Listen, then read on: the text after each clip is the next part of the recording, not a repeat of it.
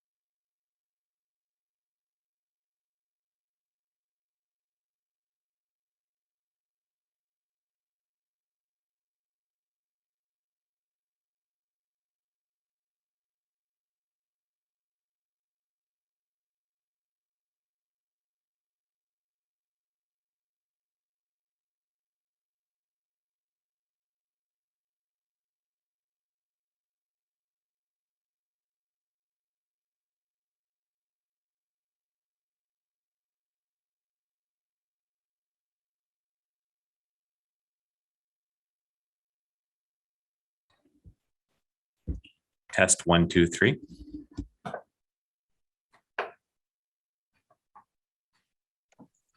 We can hear you. Thank you.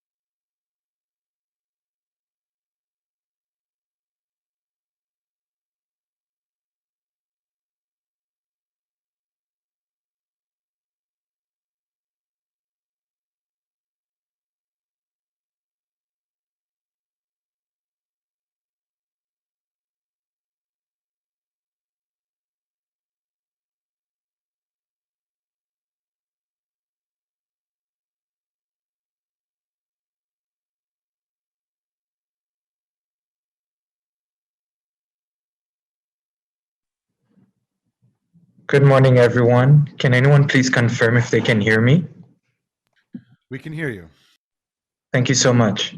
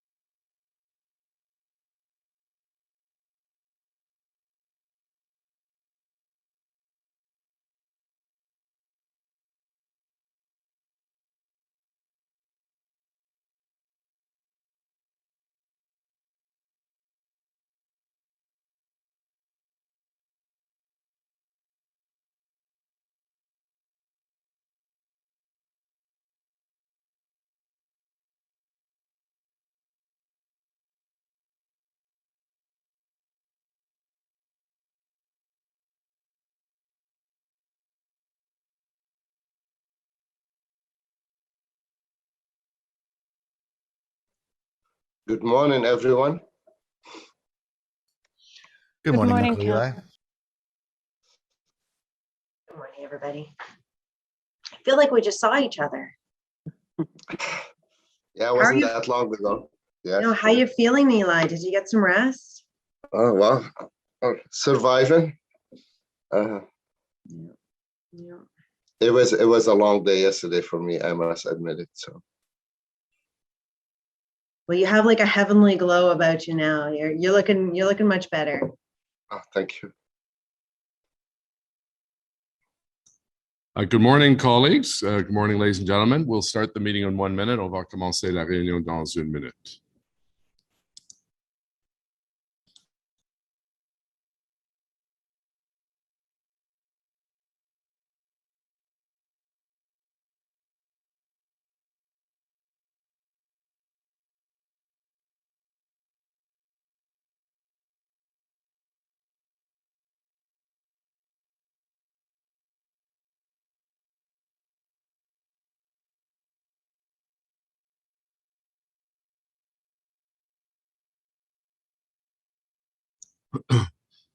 Well, good morning, ladies and gentlemen. Bonjour, mesdames et messieurs, et bienvenue à la réunion du Comité des finances et de développement économique, une réunion extraordinaire. Welcome to a special meeting of FEDCO for Tuesday, October 19th. I want to thank all those members who participated in the official plan. I know that was a long evening and day and weeks, and we thank the public for their input and thank our elected officials and staff for the long hours you put in an important document. And today we have another important item before us, a new central branch for the Ottawa Public Library.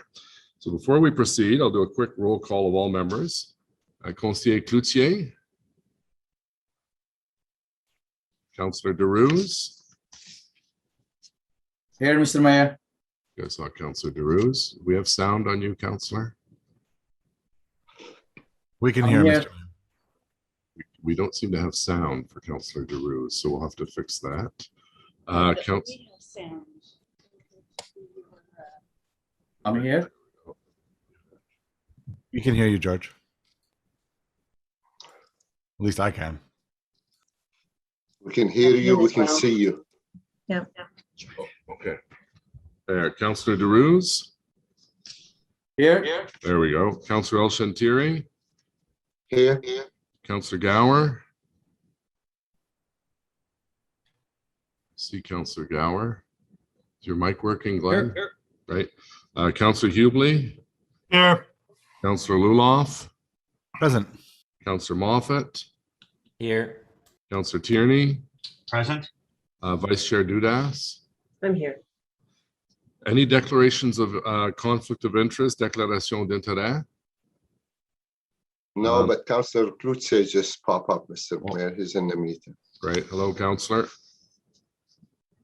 Good morning. Planning, Infrastructure and Economic Development, Service de planification de l'infrastructure de développement économique, Adusoke, Ottawa Public Library and Library and Archives Canada Joint Facility, Project Update and Procurement Tender Results.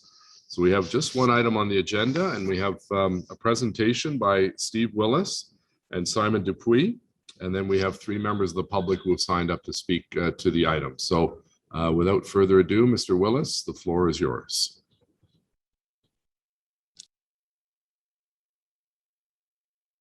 Thank you, Mr. Mayor. I just want to make sure the presentation is on the screen as well. Thank you, Kelly. So if we can go to the, thank you, Mayor and members of FEDCO. Thank you for the opportunity to present today, which is the last approval staff need from Council to start Adusoke, the new joint facility of the Ottawa Public Library and Library and Archives to Canada. Merci de me permettre de prendre la parole aujourd'hui à propos de la dernière approbation du Conseil dont le personnel a besoin pour l'installation Adusoke, la nouvelle bibliothèque partagée de la Bibliothèque publique d'Ottawa et de la Bibliothèque et Archives Canada.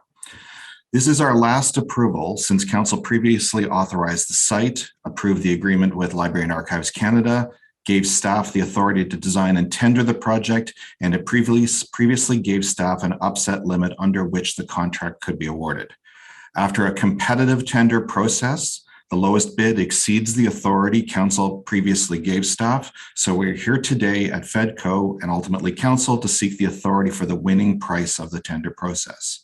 Simon Dupuis will do the presentation today, and I have some brief opening remarks. But before I do that, I want to thank a few people. I want to thank Alain Gontier, who has really very much on behalf of Planning, Infrastructure, and Economic Development, even despite his posting in Public Works, has assisted me directly in overseeing this project as I've been involved in other matters much of the time lately. I want to thank Danielle McDonald from the Ottawa Public Library and her team. They have been excellent partners within the city family. I want to thank Leslie Weir, the Library and Archivist for Canada, and her predecessor, Guy Berthiaume, who also deserves thanks because this is an extraordinary, unique partnership nowhere else in Canada, and they have been great partners. And I also want to thank Dan Chenier as well, because as our department is responsible for design and construction, ultimately Dan's team will be the facility responsible for the facilities. Next slide, please. Ce projet est une excellente occasion pour la ville et son partenaire fédéral d'ajouter une pièce importante à la tram urbain d'Ottawa. This project is an excellent opportunity for the city and its federal partner to do an important piece of city building. When we look at libraries around the world and what they mean now, libraries are very different from what they used to be, and they are important parts of our social and cultural and economic fabric. If you go to world-class cities like London, New York, Halifax, and Calgary, the libraries are now in the tour guides for the city. They become an important attraction. They become a very significant piece of a statement of the city's identity. Next slide, please. Just in the context, when I talk about city building, and I will over the next couple of slides show you more of this, this is an important step to fill in a blank piece of the city and actually rectify a problem that has existed for decades. This is the chance to really kick off and spur on the work in LeBreton Flats and complements nicely the work the National Capital Commission is currently doing. Next slide, please. This is how the first significant building from the escarpment down to LeBreton Flats will fill in the space and start bringing the city towards the river. Next slide, please. Sorry, these slides are out of order. There was a slide. Okay, I'm sorry. Excuse me, there was a slide showing a historical photograph of the lands from the 1950s that showed the demolition of the lands. And if we can go back to the 2 slides back, please. Just the one showing the overall context. Another slide, please. So this land was cleared in the 1950s and the 1960s by the government of Canada to build additional federal campuses that were never actually built. And to put this in context, this site has been vacant for over 60 years. And I always tell people this site has been demolished and vacant since before I was even born. And I'm not the oldest in the room or the youngest in the room, but I don't feel particularly young anymore, Mr. Mayor. And it is time, and I hope that my children will see this site filled in and become part of the city again. The former region acquired this site from the National Capital Commission in the 1990s, late 1990s, and it has been used as a parking lot for much of its life since it's cleared. And it can have a much more noble purpose within the fabric of our city. It can offer so much more to our citizens than a parking lot. Next slide, please. If we can go to the next slide, please. When the library is built, and this slide combines the library design with some designs from the zoning study we did several years back, the library will be part of a composition of buildings along the Wellington Albert frontage. So we'll have the library closest to Bronson Avenue, the site immediately next to the library, which is going to be used for construction staging in the short term to build the library. It's also owned by the city, and the city has already identified that it will become an affordable housing project. And my colleagues in Community and Social Services Department will launch a partnership process for that project once we get closer to the completion of construction. And then on the left side of the screen is the site owned by the National Capital Commission immediately adjacent to Pimmincy Station. And their board in January will consider the winning proposal for the construction and development of that site.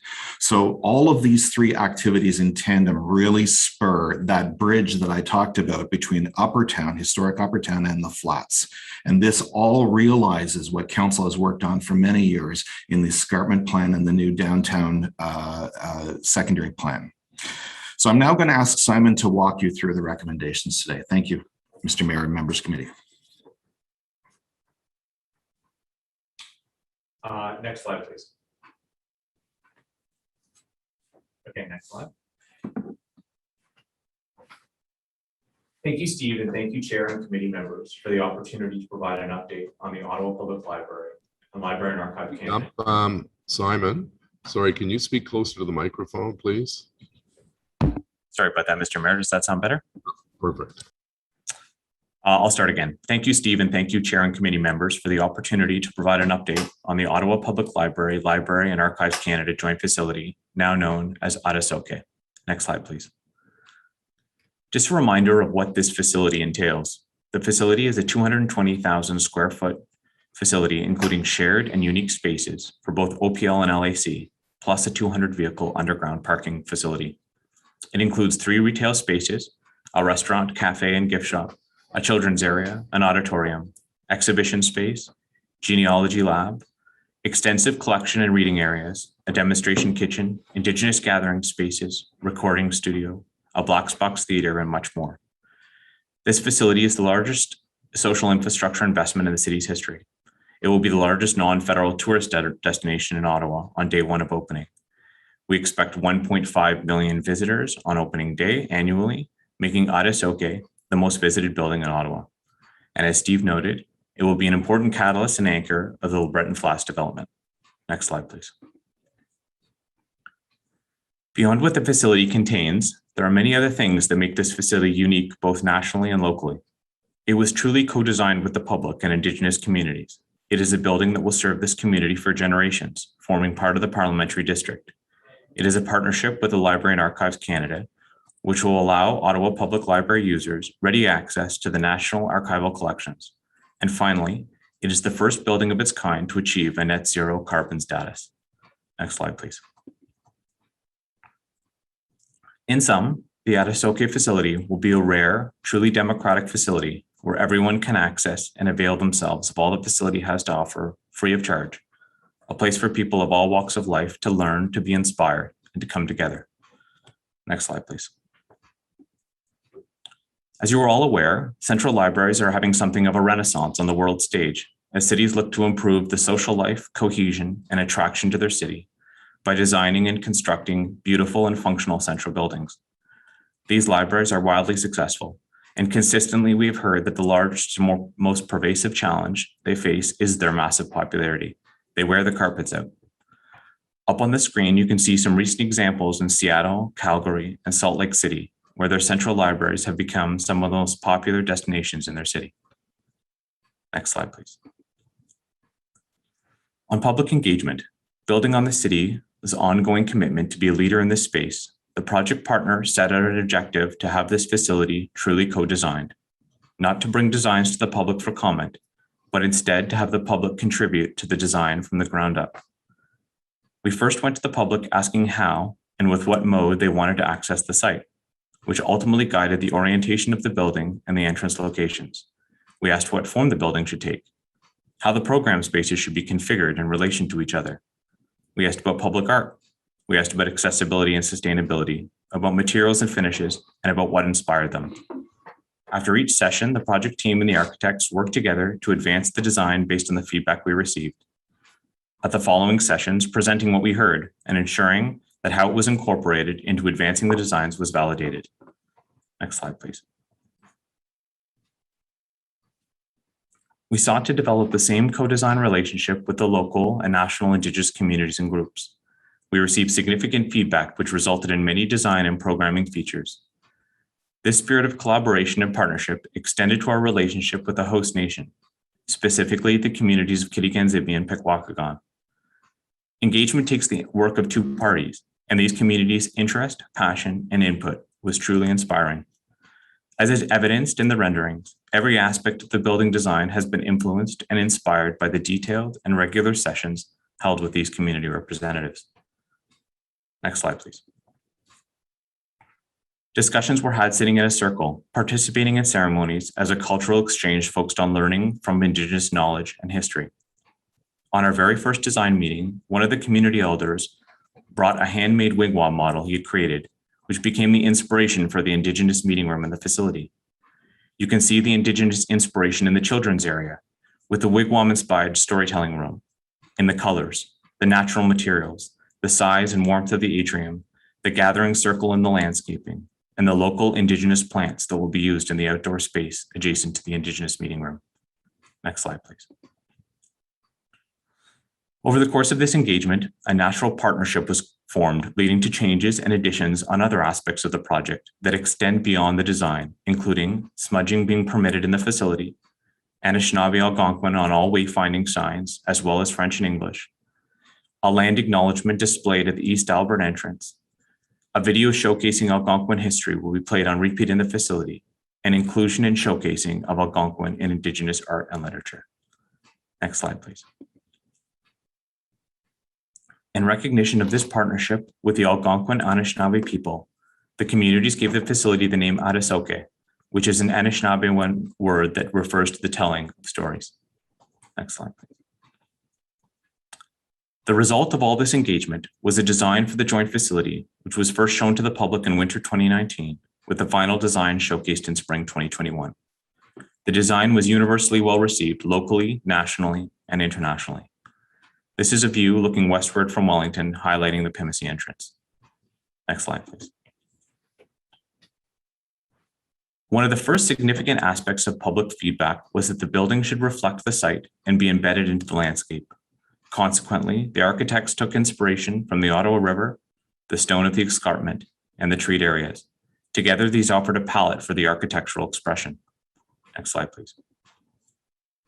Here's one of the very first sketches of melding these three concepts into a cohesive design, where the flow of the water creates the roofline, held in place by stone, with the warmth of the wood being the welcoming materials on the ground floor. Next slide, please. On this view from Albert Street, you can see how the undulations of the roofline frame the skyline. Next slide. And on this view, the warmth of the entrance is framed by wood. Another noteworthy aspect of the design is that it is in compliance with the City of Ottawa's new bird-friendly design guidelines with extensive fritting over the glazing. Next slide, please. Here you see the building from the Pimisi entrance, the backdrop of the city's downtown to the east. This is a multi-storied entrance, and just to the right of the entrance is the auditorium glass back wall that you will see in later renderings. Next slide, please. Here is the view of the landscaping with Albert to the south and the multi-use pathway connecting Pimisi to the north. Next slide, please. Earlier this year, the Government of Canada contributed an additional $20 million to make the facility net zero carbon. This has resulted in a sustainable design, including upgrading building insulation, triple glazed windows, green roof, rooftop and building integrated solar panels, interior green wall, and many more features. These, in combination with heating and chilling provided via the federal government district energy system, will ensure this facility is one of the most environmentally sustainable central libraries in the world. Next slide, please. You can see here how well the design melds into the landscape, which had noticed previously was a strong piece of direction from the public and Indigenous communities. Next slide, please.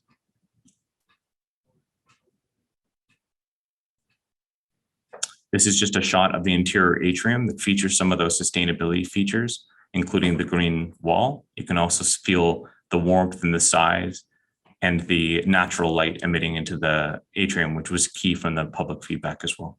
Next slide, please. Here is the auditorium that I referred to earlier, and you can see how the glazing in the back allows a view both in and out of the landscaped areas. Next slide, please. And the children's area, you can see the earth tones, which were also a significant feedback from the public. You can see the Indigenous influences, both in the storytelling area as well as the leaf features on the roof. Next slide, please. And finally, here's a shot of the 5th floor OPL reading room with the demonstration kitchen in the background. When our principal architect, Don Schmidt, was asked at the outset of design what makes an iconic facility, he answered that people see themselves in it and they are attracted to it and enjoy it for years and years. One of the principal pieces of feedback received during the 2 design reveals was indeed that people felt that the design reflected their feedback and that it was both beautiful and welcoming. Next slide, please.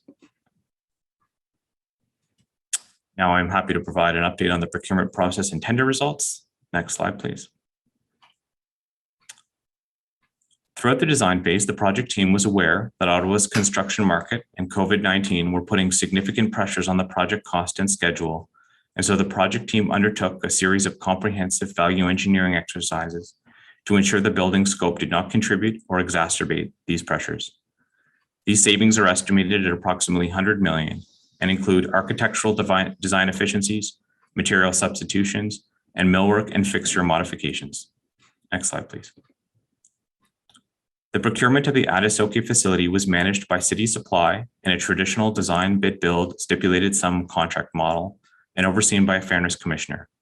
It was a 4-stage process, including a pre-qualification, an early works package, which included excavation and site remediation, and a request for tender released to the pre-qualified contractors this summer. On September 9th, the bids were received and PCL was identified as the lowest bidder. Next slide, please. As has been communicated via the chair of the OPO board and Steve Willis via memo, the low bidder has resulted in a 64 million pressure on the OPL LAC component, roughly a 60% increase from the initial estimate developed in 2016. This initial estimate assumed 10% inflation, but actual observed construction inflation in Ottawa to midpoint of construction is currently in excess of 65%, which is the cause of this increase. As outlined in this slide, we have worked with the city's chief financial officer and her office to determine the most effective way to pay for this increase, which is 28 million from the OPL reserves and library dedicated development charge debt, and 36 million from the citywide tax supported debt. The chief financial officer has confirmed that the debt amount is affordable within the city imposed debt ceiling through a combination of retiring debt and taking advantage of the preferential interest rates and extending the debt to 40 years. Extending the debt over the additional years, which aligns better with the life cycle of the facility, makes the debt cheaper due to the very low interest rates. Next slide, please. The remainder of the facility's cost also had pressures. The federal portion required an additional 66 million, which includes the federal 20 million net zero carbon addition. This funding has already been approved by the federal government, secured and committed. The additional 10 million in parking pressures will be paid by parking debt and repaid through parking revenues. Next slide, please. As you can see, the Adesoke facility still compares very favorably to its peers in Canada in a cost per square footage, even though it is a net zero carbon facility. Next slide, please. The project team has undergone an extensive engagement process with the general contractors to determine the most financially efficient and realistic construction schedule, given the implications of COVID-19 on the labor and material supply. Consequently, the project schedule has been modified to have the official opening in summer 2026 from 2025. As the existing lease for the main branch at 120 Metcalfe can be extended without penalty to the end of 2026, the project team does not anticipate any implications to the schedule change. Next slide, please. Recognizing the increase in costs, staff explored the implications of not proceeding with the project. Firstly, 30 million has already been invested in the project and would be unrecoverable if it were not to proceed. The OPL main branch, which has been sold, has its lease expire in 2026, meaning as of 2027, there would be no central library in Ottawa until another option could be secured. Alternative options, including redesign and retendering, would result in considerable delays, inflationary costs, and the substantial cost of redesign. Finally, the city has a legal agreement with Library and Archives Canada to deliver the project. Defaulting on this agreement would have legal and financial consequences. Next slide, please. This is just, we're going to be talking about recommendations and next steps. Next slide, please.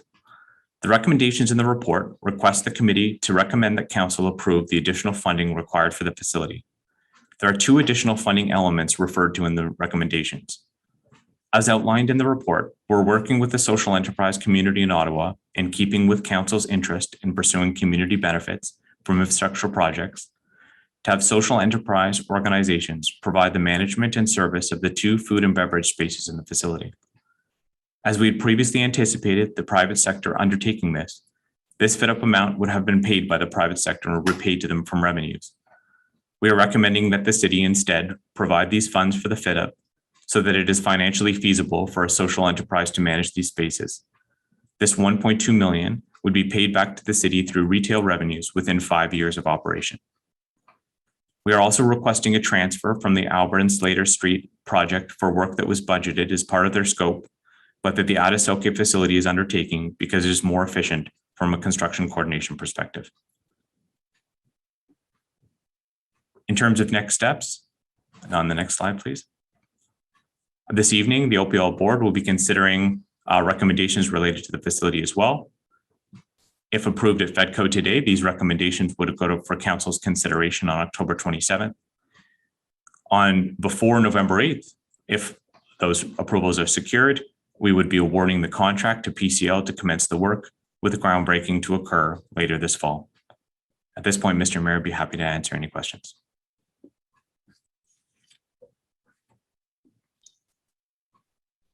Thank you very much, Steve and Simon, for a very thorough overview of this exciting project.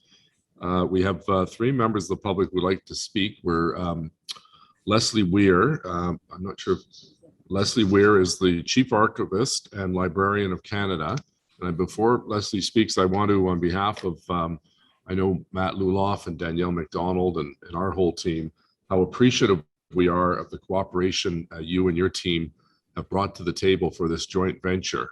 This is a unique partnership between the federal government and a municipal government, and it wouldn't have happened without a lot of hard work on the part of Leslie. So Leslie, thank you very much for all you've done to get us to this stage, and the floor is yours. Thank you so much for this opportunity to join you today and to speak to you. As Mayor Watson mentioned, I am the Librarian and Archivist of Canada, and I came into that role in August of 2019. I had a great 6 months before COVID started, but one of the things that drew me to taking on this role was this exciting project that we're doing in collaboration with the Ottawa Public Library and the City of Ottawa. So I am thrilled to be here, and I am thrilled to be part of this great project. So first of all, I'd like to say, as a longtime library leader, I just want you knowing that our contemporary digital age has not in any way diminished the place of the library as an important gathering place and a center of knowledge, wisdom, and culture. Tony Marks, the president of the New York Public Library, stated that the library is quietly one of the places that is saving democracy. If that sounds like a self-serving hyperbole, consider that more people visited the New York Public Library in 2017, around 17 million, than all museum visits and sporting events in the city combined. And look at other recent library projects in Canada. Halifax, Vancouver, Calgary, they have become instant public successes and lasting successes. Extraordinary community hubs for families, kids, teenagers, new Canadians, seniors, just to mention a few. And they are economic development drivers in the neighborhoods where they take shape. The facility in Ottawa will be an instant success. With confidence, I can even say that I think it'll have a greater impact than these other success stories in Canada. And why do I say that? Because of Libraries and Archives Canada. Just think for a moment. It will be one of the top central libraries in Canada and internationally. The facility has already begun as a national institution because of our partnership. And what does Libraries and Archives Canada offer? Our collection is the shared documentary heritage of all Canadians. It spans the entire history of our country. It contains materials from across Canada and around the world that are of interest to Ottawa, people from Ottawa, and to all Canadians. Of all the major memory institutions, Libraries and Archives Canada ranks 4th in the world in the size of its collections, just behind the New York Public Library, already mentioned, the United States Library of Congress, and the British Library. Our collection contains more than 55 million items and some 250 linear kilometers of government and private archives. And if you had that material in filing cabinets, you could actually have the filing cabinets run the length between Montreal and Quebec City. So our vast collections, assembled over 150 years, include more than 20 million books in various different languages. We've got things like rare artists' books, first editions to literary classics, and popular fiction, just like the Ottawa Public Library. We have nearly 30 million photographic images, prints, negatives, slides, and digital photos. We've got 90,000 films, both short and feature length, documentary, and silent, dating back to 1897. We have more than 550,000 hours of audio and video recordings. And we have one of the largest collections of art in Canada, 425,000 works, which includes watercolors, oil paintings, sketches, caricatures, miniatures. They date back to the 1600s. We also have medals, seals, posters, and coats of arms. And we have 550,000 items, which is one of the largest collections of Canadian sheet music in the world.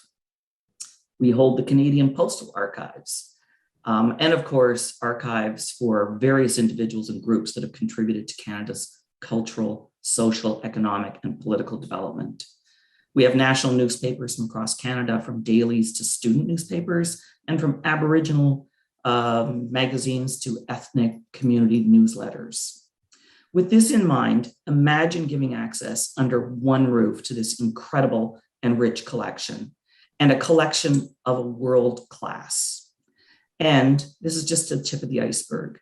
This innovative collaboration between our major institutions will offer an enriched experience for users and visitors by providing exhibit spaces.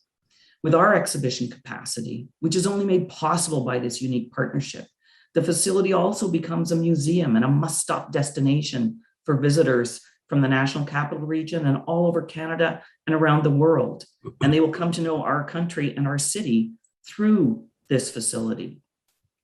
We'll have a treasures gallery, a jewel-like feature of Adesoke, where we will be able to exhibit incredible treasures of Canada, the proclamation of the Constitution Act, the earliest known map with the word Canada, a prayer book in the language of the Montagnais Indians.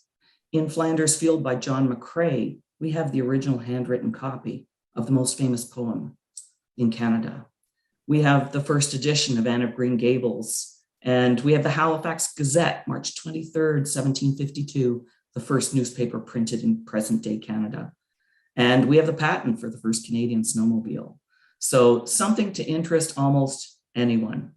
And to use a famous quote from a baseball movie, Field of Dreams, people will come, and they will come, to explore our rich collections, to be inspired by our exhibits, to admire the iconic architecture of the facility, and to know more about the building for the future with the net carbon zero features, and to enjoy a beautiful site close to the river and nature in the heart of the National Capital Region. To discover many stories, the one of Ottawa, the one of the Anishinaabe Algonquin Nation who lived here for immemorial times, and all the stories. I am sure that this facility, not just its physical envelope, but its soul, will touch millions of people over the years and will shine in Ottawa and for Ottawa for decades. It will rival La Grande Bibliothèque in Paris and Odie in Helsinki, and I can see this incredible asset for the National Capital Region, becoming a highlight in guidebooks such as The Lonely Planet and others. We have envisioned together, what we have envisioned together was only possible by this incredible partnership. And the Government of Canada believes in this vision, and so has committed the funding necessary to respond to the increased pressures related to COVID-19 and the superheated construction market in the National Capital Region. Right from the start of this partnership, BLAC and the Ottawa Public Library saw this building as a win-win project. We will be vacating an iconic building gifted to Canada on its 100th anniversary and moving in with the Ottawa Public Library to an iconic world-class building for the 21st century.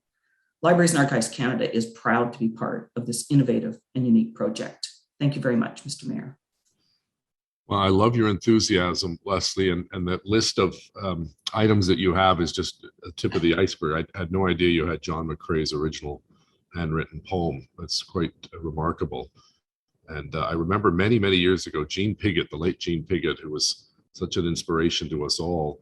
She and our quest was always to try to get the British North America Act actually physically brought to Ottawa and Canada, because it's never been here. And we tried through British High Commissioners and letters, and they didn't seem to budge. But maybe this will give them some catalyst for them to actually say it can be stored safely and securely, so that we as Canadians can see our own Constitution in person for the first time. So thank you very, very much, and your entire team. I know Simon and Steve and Leslie, excuse me, and Danielle, we're all very appreciative of the very positive can-do attitude that you brought and your team brought to the table. And certainly we thank former Minister McKenna, who secured the additional funding, which is going to make this project possible if Council approves it. So thank you. We have a couple of people who have questions for you, starting with our Vice Chair, Laura Dudas.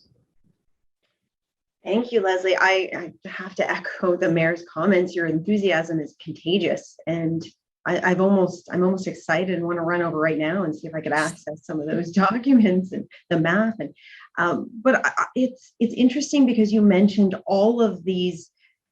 I think you said more than 50,000 items. Right now, is the public able to access all those things in terms of an easily accessible site?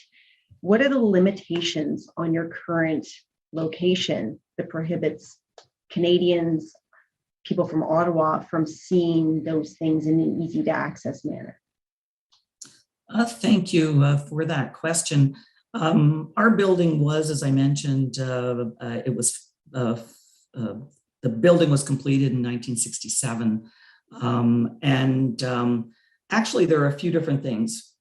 First of all, it's a little bit forbidding for people to come in. And so while we welcome a lot of academics and graduate students and historians, some authors and genealogists and government researchers, the public don't actually always feel that comfortable to approach the building, even though we're right there on Wellington Street. And of course, your public library is heavily frequented. Lots of people come in. And so we'll get to meet very different audiences. We also, our exhibit space and the environmental conditions at 395 Wellington are simply not safe environments for our treasures. And so those treasures are actually stored in our preservation center over in Gatineau and in some of our other storage facilities. So in fact, they aren't easy for us to render accessible and to display and show off to the public in Ottawa, even though we're physically located here.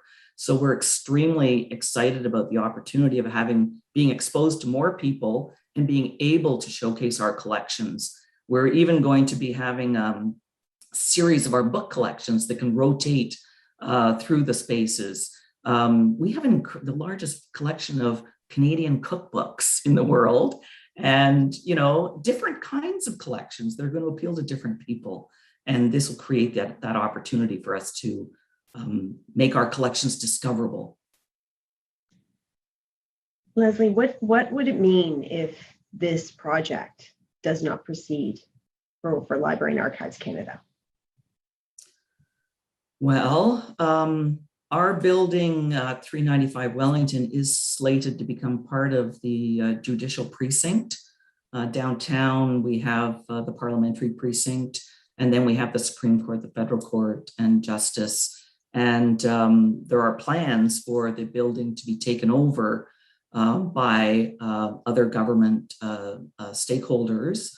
And it would also mean that we are not the only ones in our building. We share that building currently. We, for instance, don't have easy access to the theater, so we can't show off our fabulous film collection. And we don't have the spaces to be able to welcome the public in our building. And not all parts of the building are as accessible as we would like them to be. So it would actually be quite devastating for us. So that's it. Yes, our future is engaged.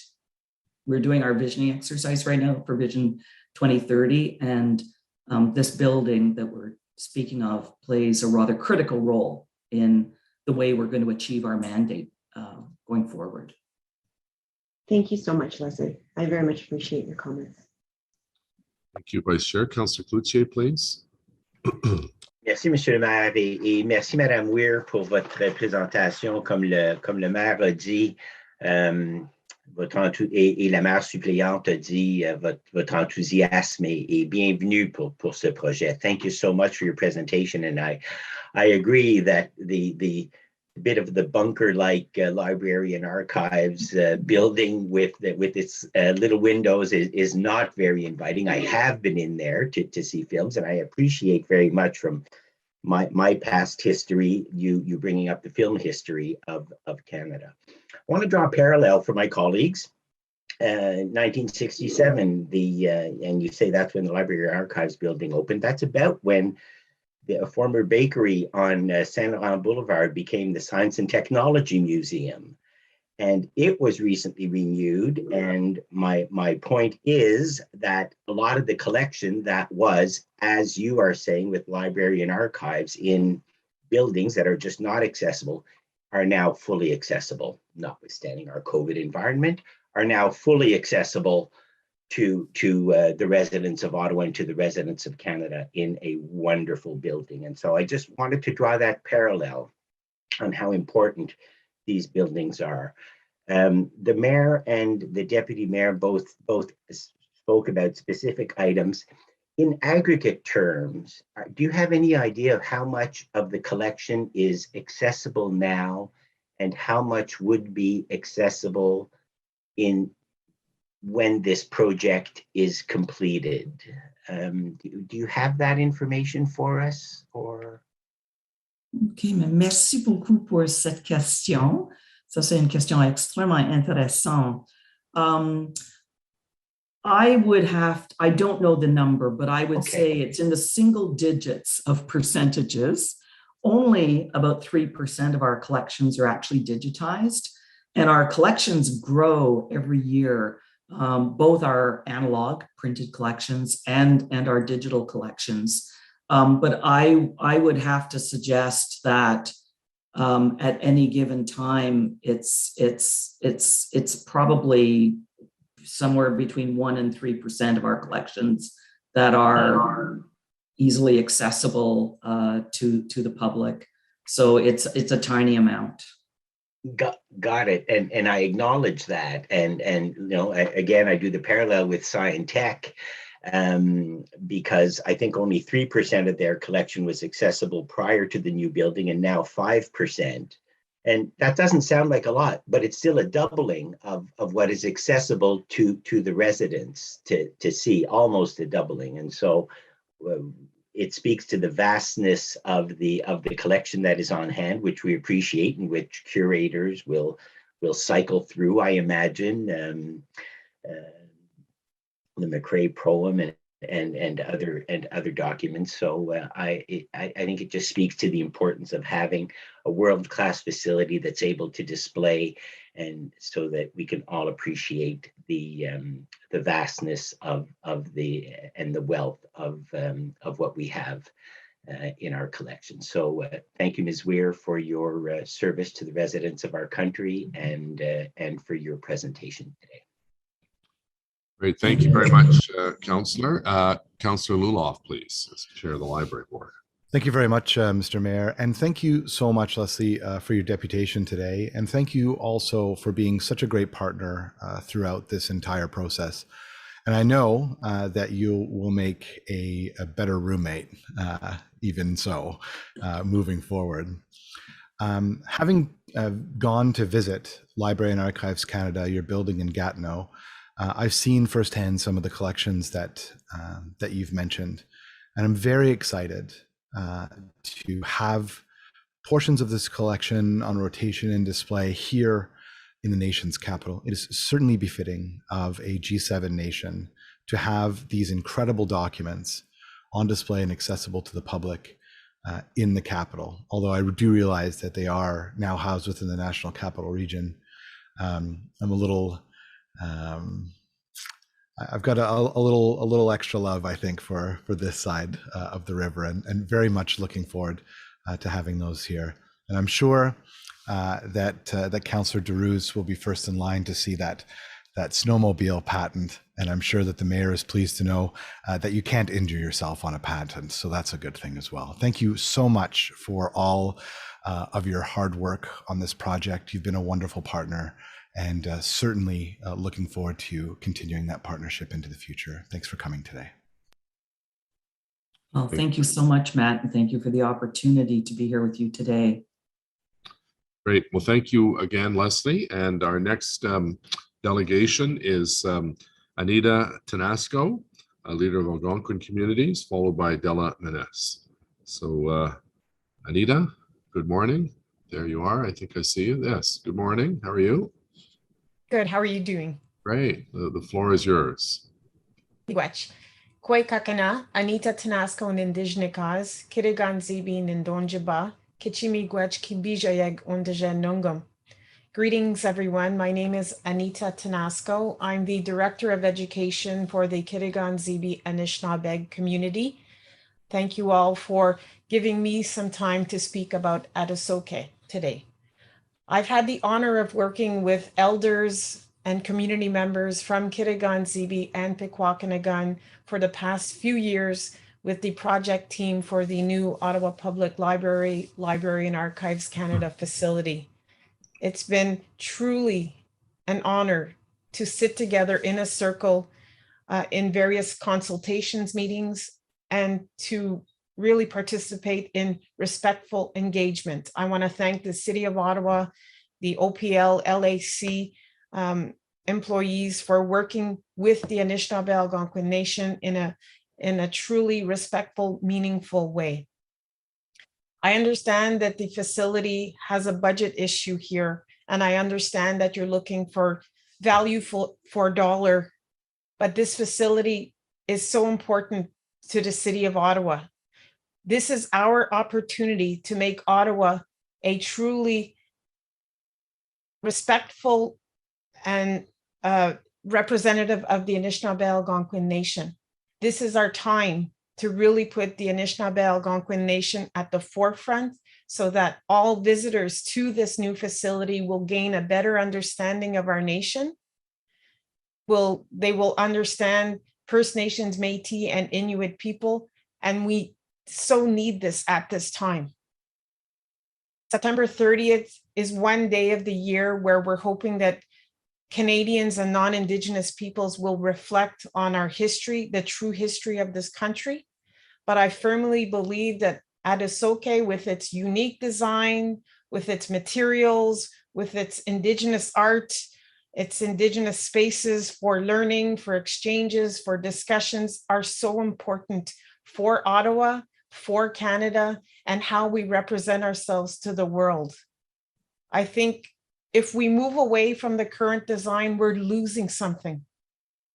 And I know that people from my nation will be disappointed that all of our discussions, our recommendations, our engagements with our artists and our knowledge keepers may be put aside. And we're hoping that our words will be reflected in this new facility, and that our hopes and dreams that we put into the design of this new facility will come come to light.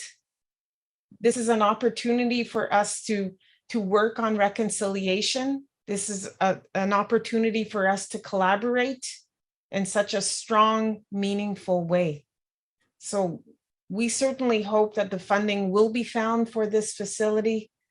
We have had a strained relationships with books due to the Indian residential school system, due to Indian day schools, due to the 60 scoop, you name it.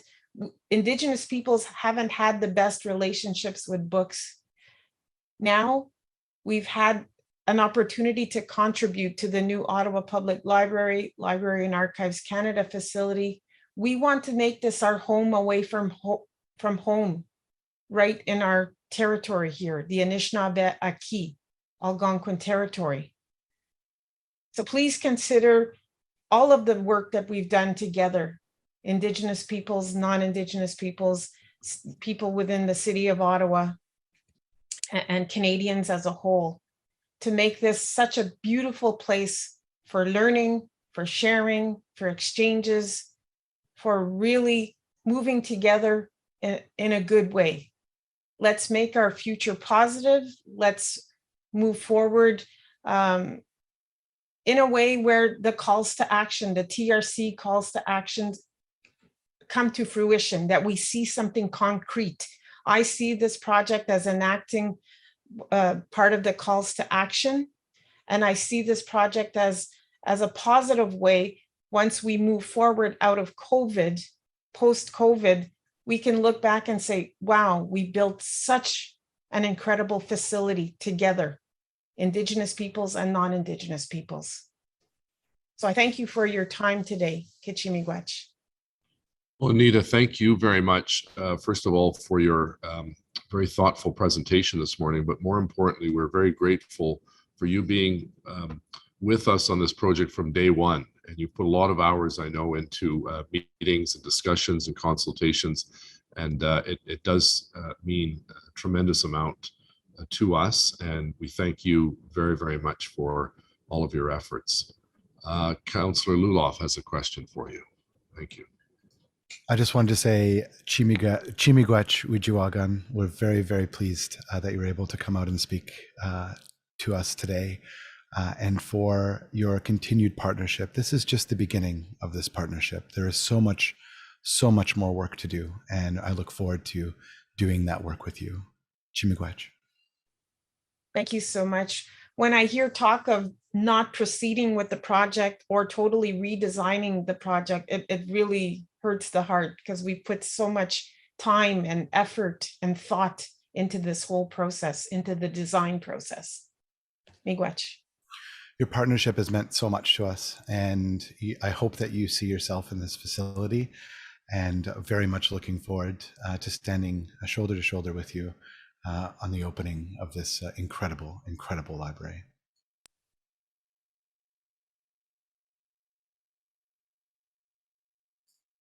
Mr. Mayor, you are on mute.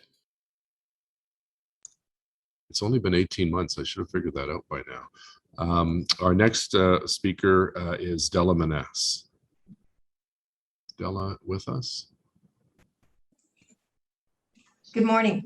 Oh, I hear you, Della. Good morning. There, and I see you now. Great. Welcome. Good morning. Morning. I'm sorry I got booted out there for a couple seconds. Our internet in our community is not the best at times, but we're trying to get that remedy. But good morning to everyone, and thank you for the opportunity to say a few words to the committee here. As Anita expressed, we have worked hard on this project. You know, we have developed a relationship with the committees, and that is a start to build that respect and trust for everyone. It was quite amazing when the committee members came into our community and did a presentation, and from there we were able to get a couple of our community members to sit on this committee, and they were so happy to say, oh, they've come to us, we're being involved in this, they've you know, asked us to participate and want our input. And that made everybody feel really good, because at times things come to us, but they never really seem to go anywhere.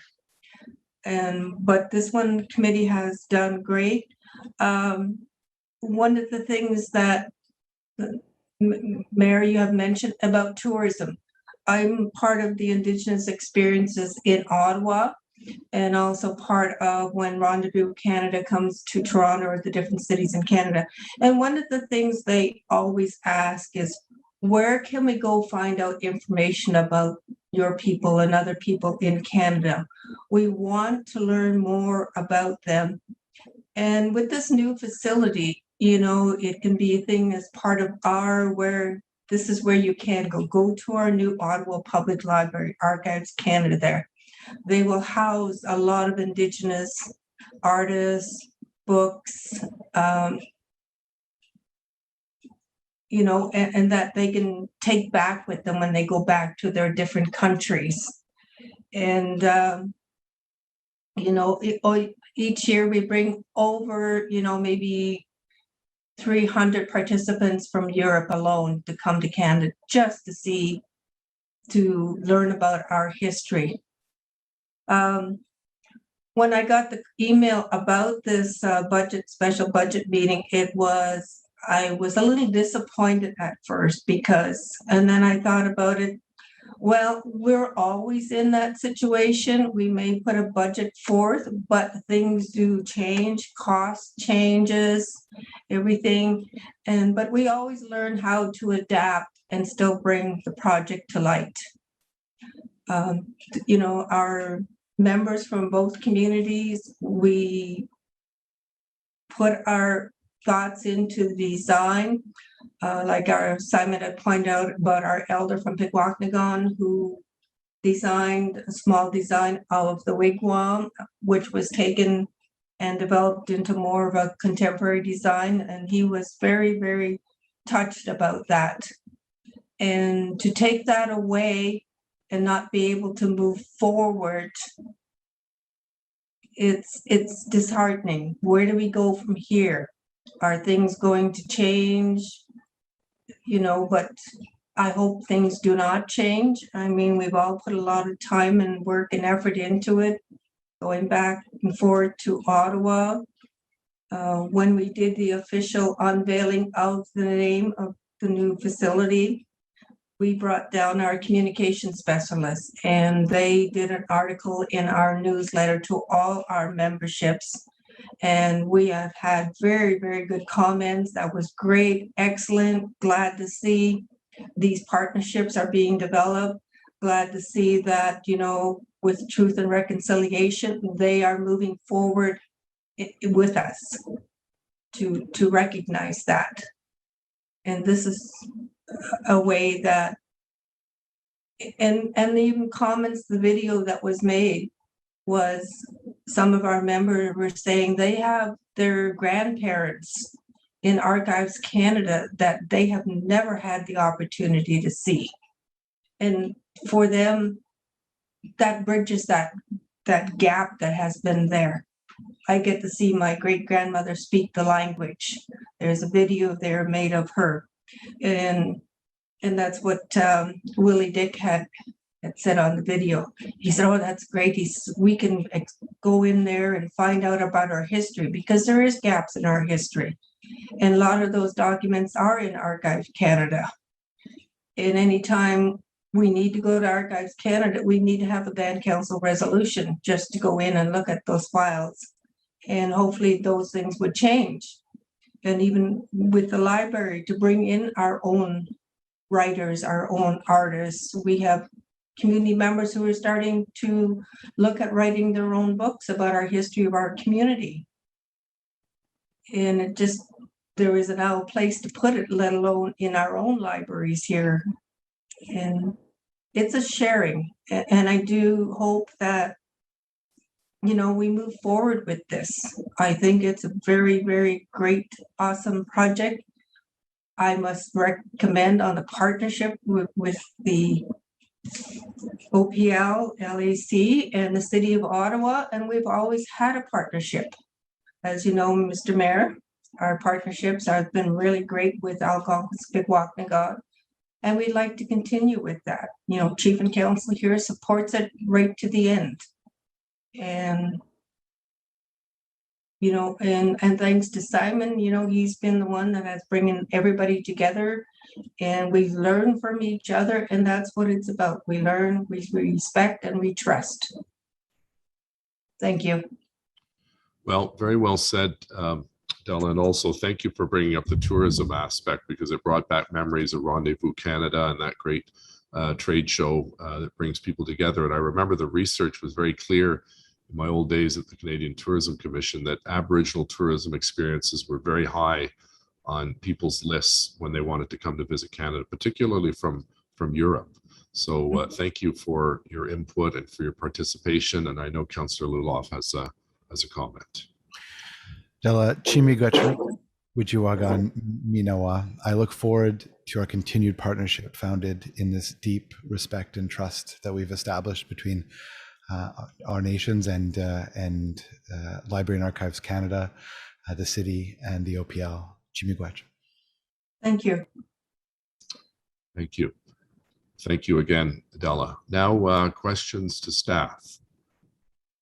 Councillor Gower, please.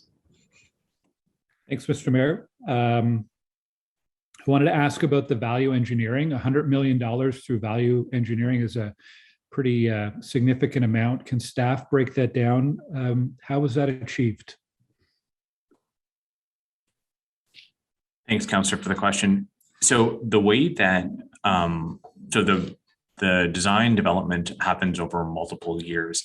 And one of the things that inevitably happens as a building design evolves is you start with the programming areas, and then you put a multiplier on it for the additional spaces required for access and egress. So elevators and hallways, etc. And so what happens is that as the design evolves and you start to fit all those programming pieces together, the building scope ends up increasing. And so every building designed since time immemorial, eventually the scope that increases is the square footage. And at the end of the day, the fundamental cost of the facility is found in square footage. So the first thing I would say about value engineering is that every time the design iteration came back, the building was bigger than we had originally envisioned. And so we spent a lot of time reconfiguring the programming spaces, looking at the size of hallways and trying to figure out more efficient ways to access, bringing that square footage down. So every time we did that, there were sort of savings associated with that.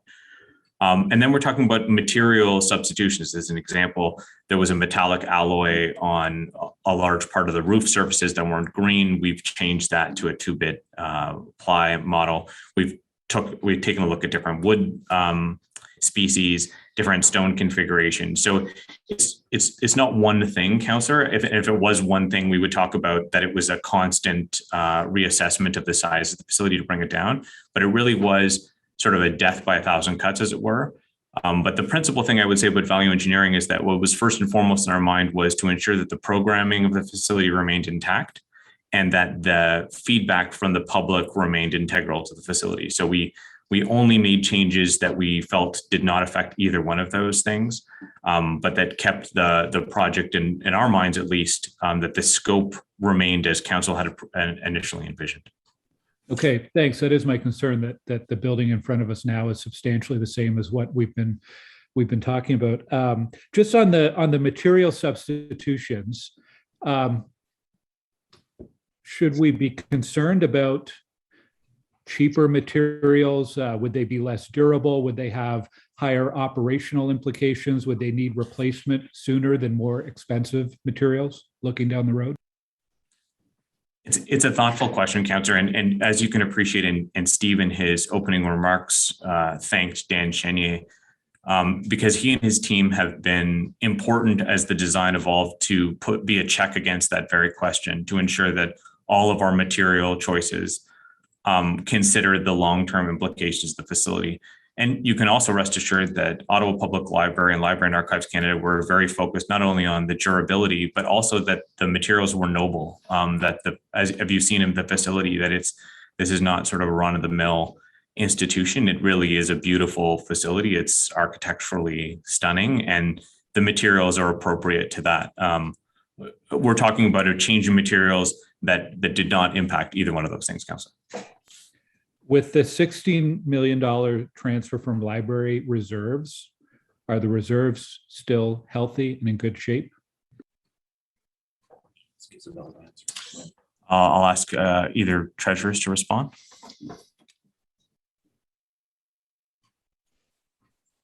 Morning, Councillor. Thanks for the question. The reserves are in good shape. We have some surpluses from previous years that we'll be leveraging to pay for the library portion of this, as well as a prior commitment from our previous year of $1 million.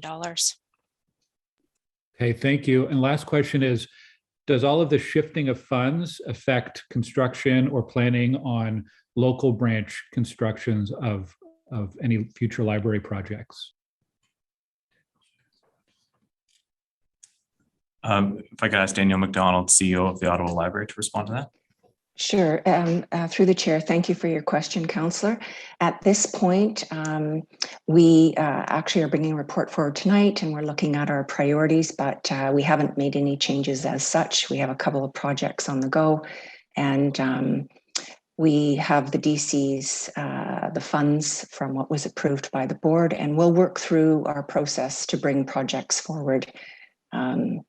So at this point, there's not an immediate impact, but that's just looking at things at this point in time. Okay, thank you, Mayor. Thank you very much. Councillor Tierney, please. Great. Thank you very much, Mr. Mayor, and Simon, the whole crew. It's good to see you guys again. And I know how much work went into getting this across the finish line. So it's very bittersweet because of course, we took the extra time, we pumped the brakes, put a jog in the schedule to have that partnership. There was a lot of levers that happened. All the money that we had saved by doing the partnerships, the greening efforts. I don't want people to forget all the work that happened on that front. I think that's the important part there. But when it comes to the question about cost, and I think we're really proud that, we kept saying we're not building the Taj Mahal of the past. That was well over 350 million. How fiscally constrained and how we put this deal together. I have to ask, the 2016 number that was reflected when it came in 2018 and we voted on it. I remember very clearly asking, have we built enough contingency into this project? COVID aside, that's a totally different kettle of fish. But did we, at the time, build enough contingency into the cost of construction? I mean, there are multiple types of contingency included in a project estimate. I think that all of the appropriate percentages for contingency were put in place other than on the escalation. As noted in the presentation in the report, we included 10% escalation at the time, which reflected the escalation that was observed in the Ottawa market at the time to start of construction. But one of the challenges are, traditionally you don't run a design bid build stipulated sum project of this magnitude. These are rare. And so that you have to develop and have approved a budget 5 years before construction starts. And then in between that, you have a worldwide pandemic that is set spiraling implications on labor and supply chains. Clearly, we did not have sufficient contingency against that escalation. And I don't think that there's any reasonable way we could have done that, Councillor. Now, I've run into this on a local project myself, so I know that there's a lot of truth in the construction costs. Apparently, steel is the new lumber. It is crazy expensive. And it's driven up a lot of costs on things. Did the bidders indicate, was it a certain, what I'm trying to get to is it all because of COVID costs that we're seeing all these larger numbers than the 10% that we built in?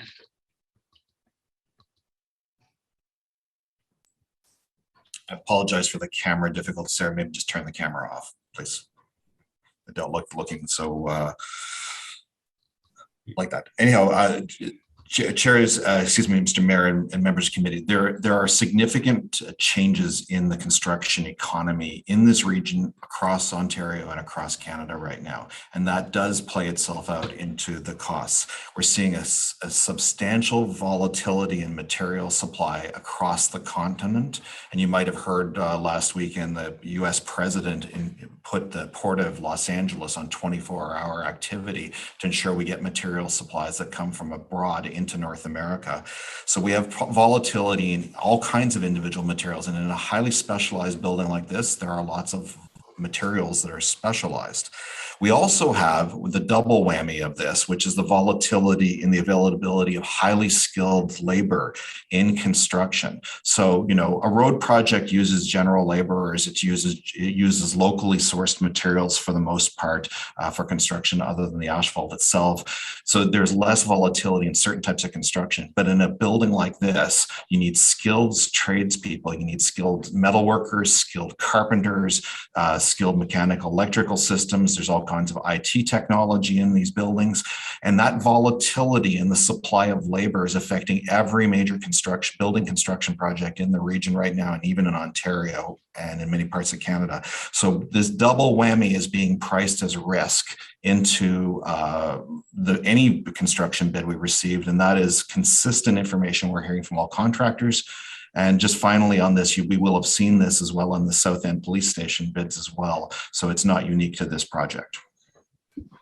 Yeah, you're totally right. I get, during a pandemic, when the feds want to sprinkle a lot of money around, a lot of projects start, supply chain issues happen, and boom, I think that's where we're trapped today. I am quite satisfied with the company that was selected. I think they're quite well known. They do quite a bit of work, whether it's on pro material, et cetera.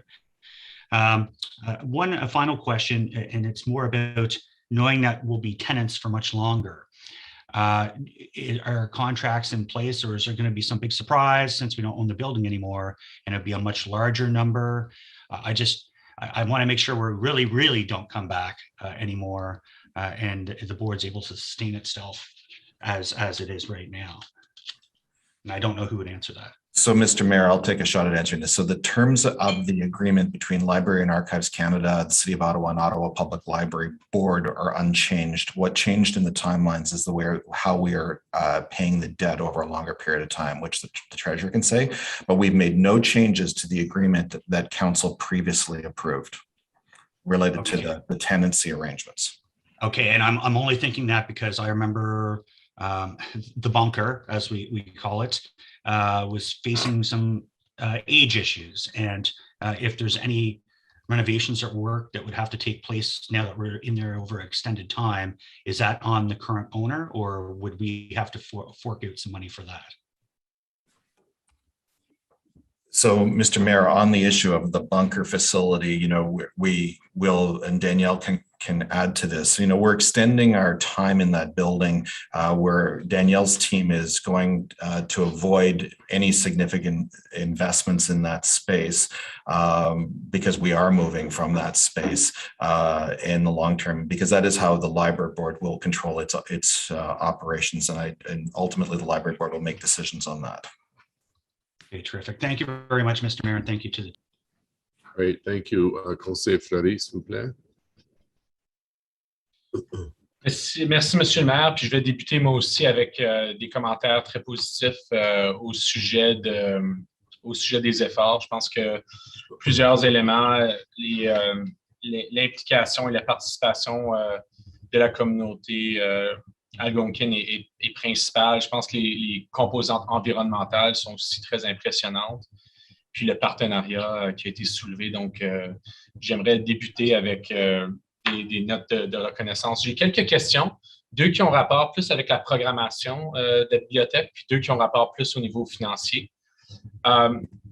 So my first question is really in relations to the seamless. So we have two organizations who strengthen a partnership. It seems exciting.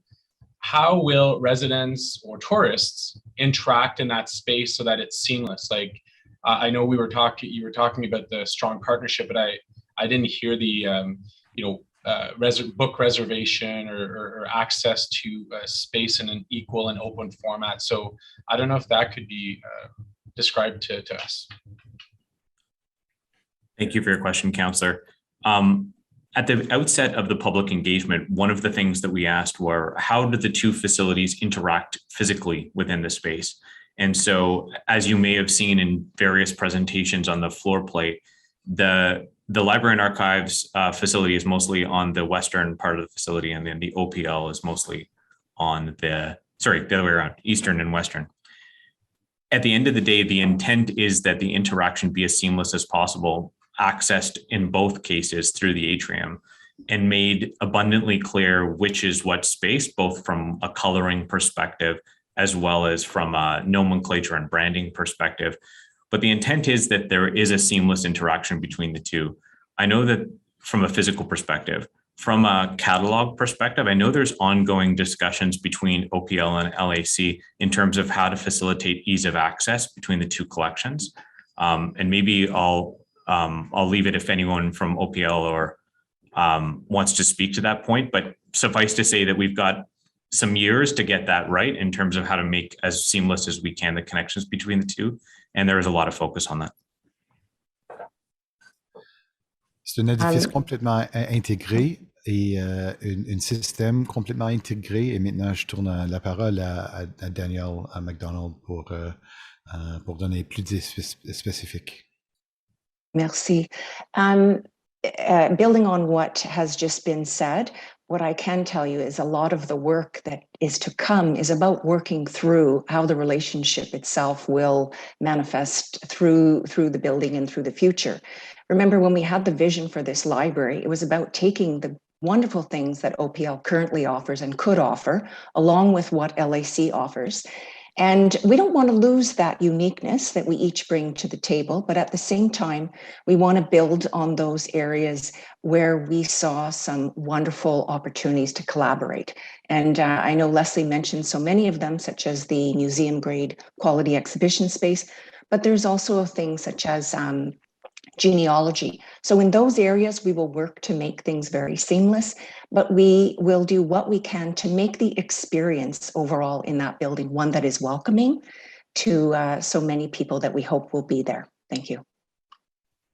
I think that's exciting. We've seen the success of that, very different partnerships, but Schenkman Center with the MIFO is an example of that, or Arts Court with the Ottawa Art Gallery is an example of different organizations really being able to work within these are more than four walls, but you get what I'm saying. The other piece that I wanted to maybe is still on programming. So maybe jumping on to what Councillor Gower was saying earlier, you've been able to do a lot of things that have kept the project financially viable and yet achieve its objectives. As part of the consultation or as part of the commitments we've made publicly, is there something we should say to the public at this point in terms of spaces that will not see light of day or that at this point are not included in the project? I don't think so, Councillor. At this point, I would say that all the commitments we've related to the facility we've kept intact in the design today. One of the things that was very important to the project partners is that the commitments we were making related to the initial design reveal in 2020, right up to the final design that we presented here today, doesn't suffer from effect of high expectations, low delivery. So we believe that the building that the community co-designed with us, that we showed and got that positive reaction in 2020 is the same design we have today. We've been using our current Ottawa Public Library branches to showcase and to trial some of the amenities that you're speaking about, Councillor Fleury. Things like maker spaces, recording areas that will all be a part of this new public library. And each of these has been a success. We've trialed them, so we know what to expect when it comes to users interacting with them. And so all of these that we've been trialing will be a success within this building. And then my final question is maybe more finance related. As part of the breakdown of mitigation efforts, there's a component relating to parking. I think offhand it's around $10 million. And I guess there's two questions to that. How much is in our parking reserves? And then what was the parking increase? Because often we don't realize how expensive parking gets and how costly they are. So I just wanted a bit more airing of that particular element? So, Mr. Mayor, if I can chime in on that one, on the parking piece. So we recently presented to council the update on the annual parking report. As part of that report, what we indicated was our maximum, we try to keep around 20 million for the parking reserve. We're actually a little over that this year, but we've also provided council with a forecast of about 5 or 6 years of upcoming expenses that are aligned with council's priorities that are going to be consuming in large part those reserves and bringing us closer to the actual minimums that we have in place. And also the additional context that I wanted to provide on parking is that if we go back to when the report was also originally approved, there were discussions at that point around the appropriateness of using parking reserves, given that this facility is really outside of the area where parking reserves were collected. And that's why we've also tried to stay away from using parking reserves to supplement this facility. Okay, so can I get some clarity on the reference and the recommendation for the 10 million? We're going to basically get a loan and then through parking revenue paying that back? Is that how? That's correct. The facility was always, the parking element of the facility was always premised being on a basis that it would be a cost recovery. So even with the increased costs, we've ran the analysis and there is still a favorable payback, and the facility will still recover its cost through parking revenues. Okay, I appreciate the clarity on that. Maybe the final touch on that is, so what has been the increase of parking from where we started or where we were at the beginning of the project to the increases that were identified in this report? Are you referring to the number of stalls or the cost of the parking? Cost, yeah, overall cost of the parking structures. So the cost originally was 18 million, and now it's 28 million. Okay, thank you, Mr. Mayor. I do want to thank the entire team. I think it's been an important project, and we've all seen the influence and changes that the Ottawa Art Galleries brought to my area, and I think this is, if not big, I think it's even bigger than that project, but certainly really showcases the local and the national capital pieces very well. So congratulations all around here. Thank you. Merci, Conseiller. Vice Chair Dudas, please. Thank you, Mr. Mayor.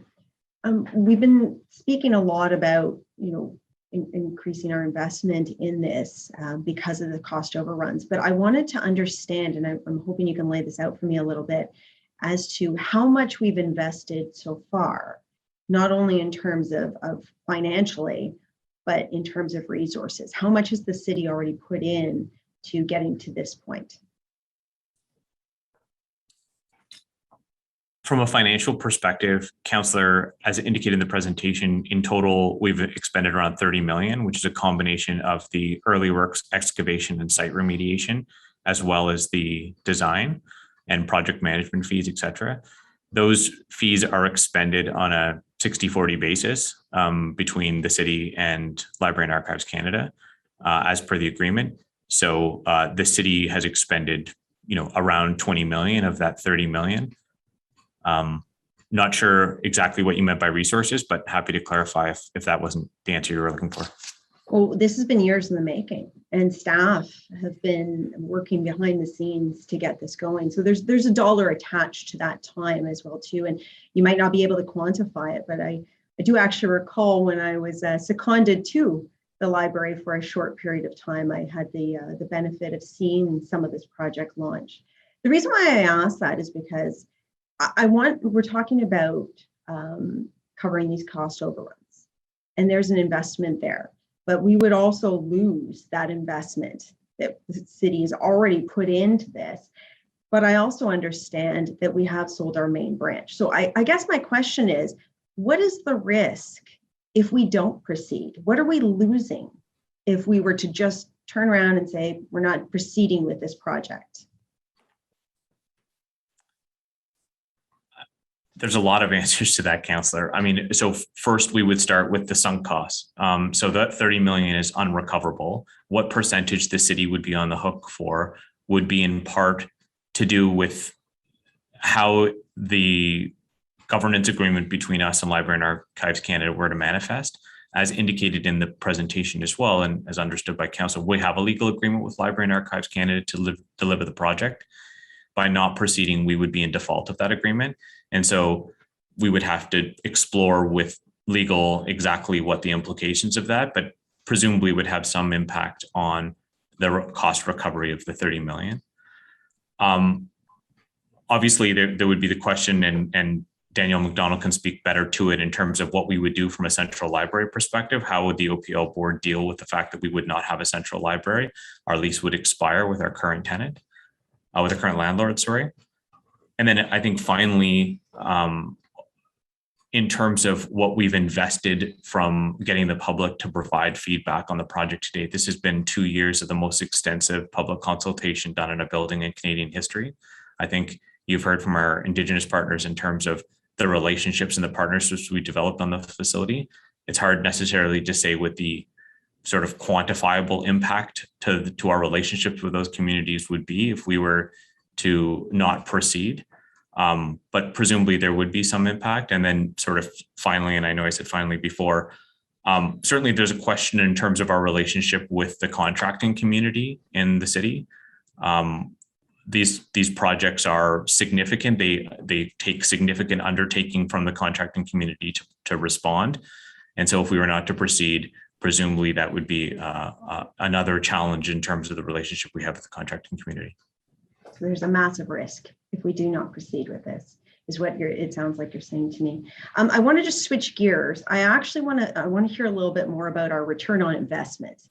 And by that, I mean, we've seen and we've heard some of this about, tourism and drawing people. Leslie mentioned it in hers about, we'll be drawing Canadians and maybe international visitors to the city for this, let alone the benefits to our own residents. Has anybody quantified, and maybe it's through other experiences with other new central libraries around the world, or Halifax or Calgary, how much money is generated from those tourism visits alone and what the ripple effect could be for our city's economy? Mr. Mayor, if I may go a little bit broader on the question, then get a little narrower, closer to what the councillor answered. First and foremost, and I neglected to say this earlier, we're building a new main central library for the citizens of this region. And, we heard through 3 days of official plan meetings how the city needs to invest in amenities in areas with high intensification. And this lives up to that promise. It's one of the first and major investments we will make that falls into that space. So there is local value, local amenity, real service provided by Danielle and her team to residents of the city. And that's not just about borrowing books, it's about all the other things they are doing these days as well.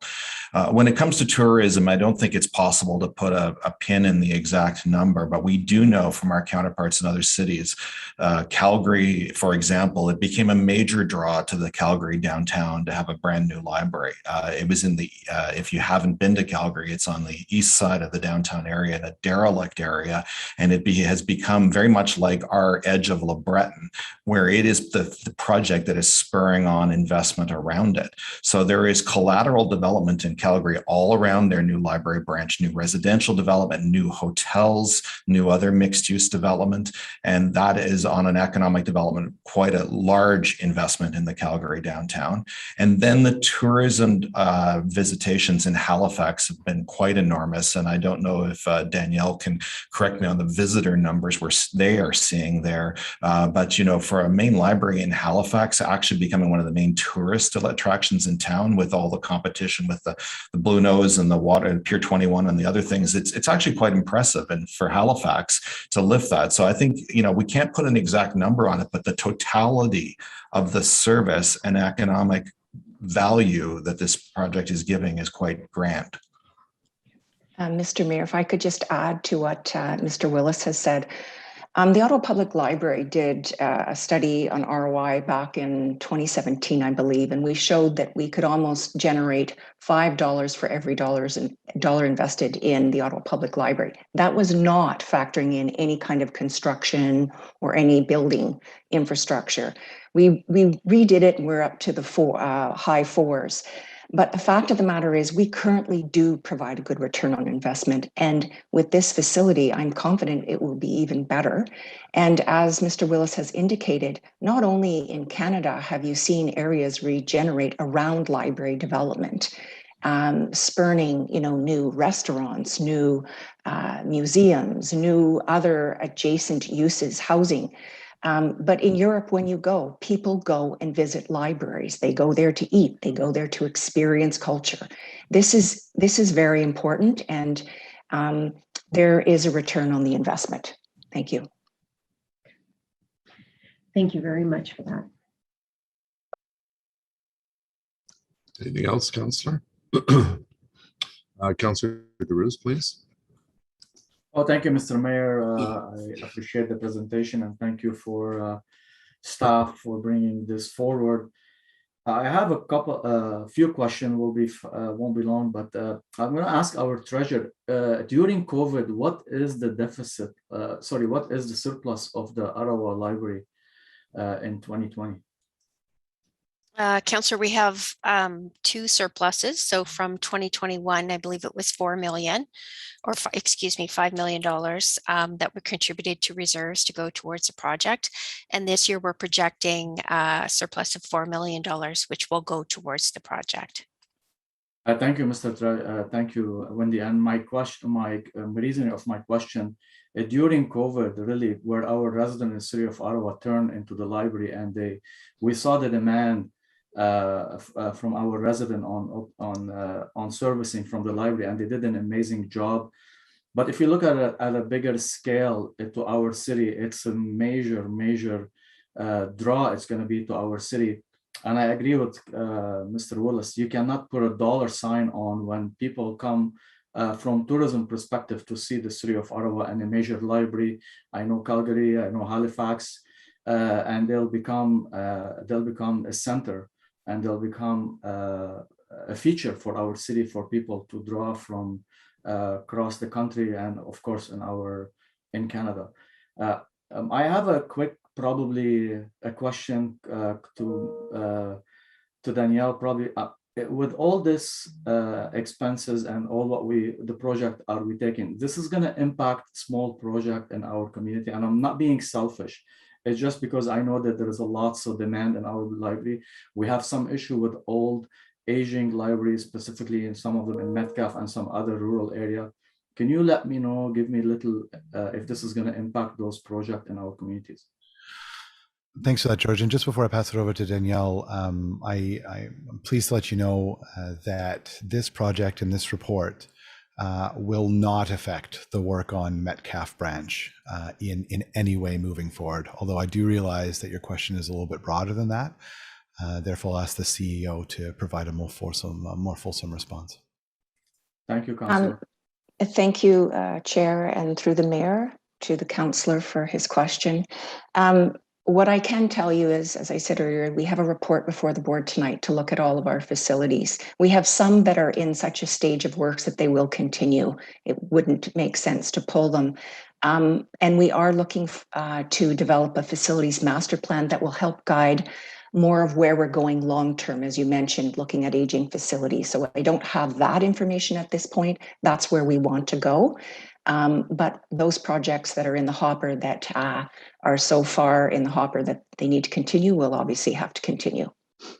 Thank you, Danielle. I appreciate the answer. And Mr. Mayor, I really, if as a homeowner, and if I'm sure most of my colleagues knows that the construction prices, everything went up. So I understand the challenges that we have ahead of us, and we've been investing so much money, and we already brought the community and a stakeholder multiple times on public consultation. And for a project like that, I understand the challenges we have. So I will be supporting the report coming from the Ottawa Library. Thank you, Mr. Mayor. Great, thank you very much, George. Councillor DeRose. Councillor Meehan, please. Thank you very much, Mr. Mayor, and very interesting conversation. I'd like to say before I ask my questions that I am on library board, and I too recognize the benefits of having this amazing partnership go ahead in the city of Ottawa. That being said, I think we have to ask also some very serious questions about these escalating costs. And I apologize, I missed the presentation at the beginning of this meeting, but could I just verify that our total original estimate of 192.9 million is now 334.16 million? Is that, in fact, are those the most accurate figures that we have? Could I ask, is that accurate? So it's accurate in terms of a total authority perspective. What we tried to make clear in the presentation and the council report is that it's not apples to apples because of the addition of net zero carbon and the increase of the Library and Archives Canada contribution to the project. So what we have suggested the focus would be is the initial contribution of 104 million from the city and OPL versus 168 million, which is what we're asking for today. So a net add of 64 million. And that overall, is that still about a 73% increase on the project cost? It's around a 60% increase on from the 104 to the 160. Okay, and I think the treasurer said that we're taking a great deal amount. How much actually are we taking from the library reserves at this point? In accordance with the report, there's $17 million that are tagged from reserves. A good portion of that is coming from the surplus from 2020 and 21, as well as a contribution from the library and a significant fundraising campaign. So what does that leave our reserves then, Ms. Stephenson? There would be, I believe, a small amount of about 3 million left in the reserves, Councillor Meehan. So, okay, so we're taking a significant chunk.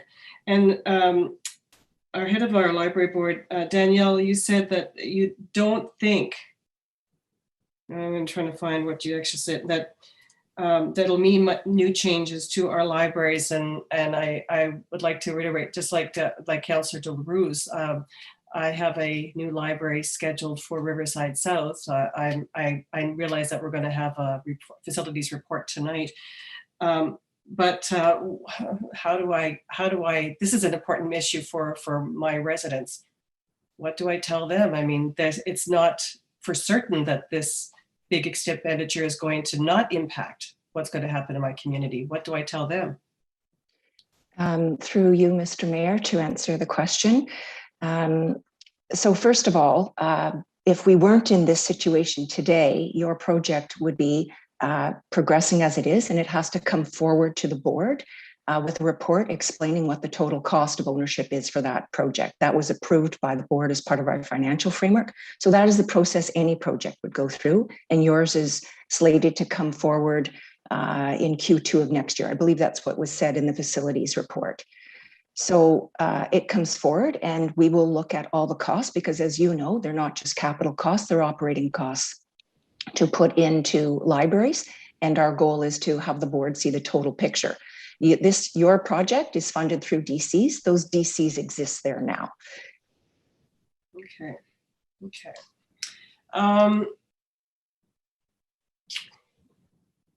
I have to ask, I mean, if I was facing a 60% increase in something I really, really, really wanted, and I know this library is something we really, really, really want and we really, really, really need, still I would have to ask myself what the long-term cost to borrow and to pay for this additional, what are the long-term borrowing costs for the library, this new library?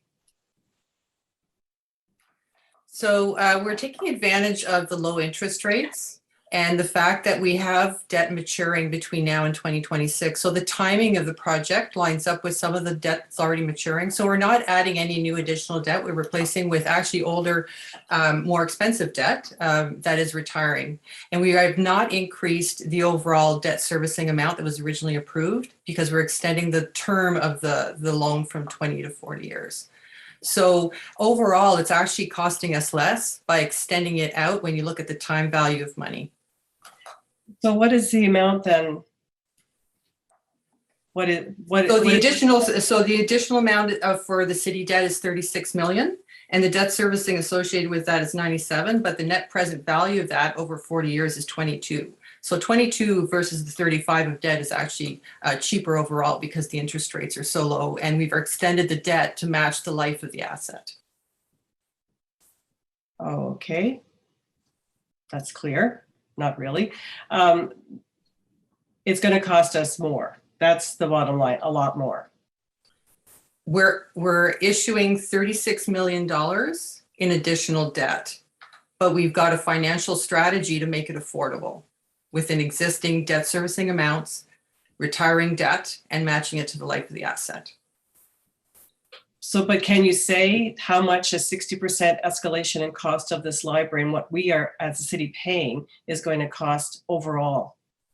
The lifetime cost of servicing this debt. Can you say that? So the overall cost of the debt? Mm-hmm. So that's, so the overall, so we're adding an additional 36 million in debt. Mm-hmm. The total debt is 99 million. Okay. But the net present value of that is 83.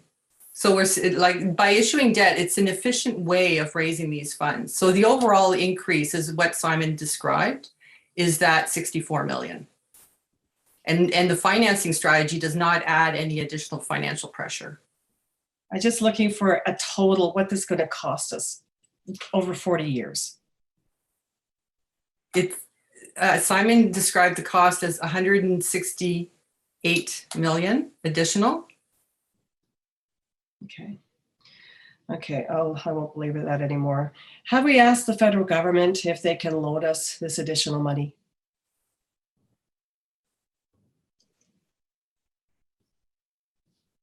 We are in partners with the federal government. There's only one taxpayer, it's you and me. Councillor, I think as the Deputy Treasurer advised, the city has a preferential access to debt. I'm not really sure, unless the federal government were to give a zero interest loan, which I'm not sure there's much precedent for that, that would be advantageous in pulling together the total funds for the project. But have we asked? No. Why don't we ask? That would take a resolution of council to make the request to the federal government to lend us the funds. But I think, as the Deputy Treasurer indicated, going out to the debt markets as the municipality is a very efficient way of securing the funds. But obviously it would be at council's discretion. Well, I would certainly support a direction to council to do that. If it can save us. I mean, this is obviously, I know we made an initial investment of $30 million, but this is a partnership with the feds, and I'm sure they don't want to see this project put on the shelf right now either. I would suggest that we should be asking for them to finance. Also, Mr. Mayor, if I may respond, the city is in the process of asking the federal government for a whole range of investments inside Ottawa right now. We are submitting multiple applications for financing through various stimulus packages. We're getting very advantageous contributions on infrastructure projects in virtually every ward of the city through a variety of programs. And we are, council has already directed the mayor to ask the Government of Canada and the Province of Ontario to pick up the entire tab of phase stage 3 of LRT, which would be the city's top priority for a federal ask right now, unless council changes his mind. So when it comes to libraries and community facilities, there is no program federally. There is nothing that we could ask them to cover this under. We search for these programs all the time and apply whenever we can. So there's no vehicle for that. But as I said, the city's top priority and asks right now for financial support is actually, as the mayor has already asked, the senior levels of government is on stage 3. So as I said, the treasurer has already indicated that we are taking advantage of very advantageous interest rates right now within the city's own borrowing powers and not prejudicing our own ability to borrow. I'm out of my league to talk in the treasurer's place on this, but I think that context needs to be part of the conversation. Okay, I thank you, Mr. Willis. I appreciate that. Just one more last question. I mean, I don't think anyone's talking about canceling this project, but would it not be a good idea maybe to delay it slightly until the escalating costs of material and, we're blaming COVID for this. Can we not delay it slightly until some of the costs come down? Two things I would say about that, Councillor. The first is that we have a bid validity period from PCL that expires on November 8th. So in effect, delaying it beyond November 8th would be canceling the existing procurement or be open to whatever PCL were to add to the costs associated with ongoing inflation. The second thing I'd say is that our quantity surveyor does not indicate any expectation that the forces in the market that we're observing right now are likely to be mitigated in any significant fashion. So any delay on the project would suffer from additional escalation in inflation. I've heard those arguments before on a different topic, but I want to thank you for your information, and I'll leave it there. Thank you very much. Councillor Brockington, please.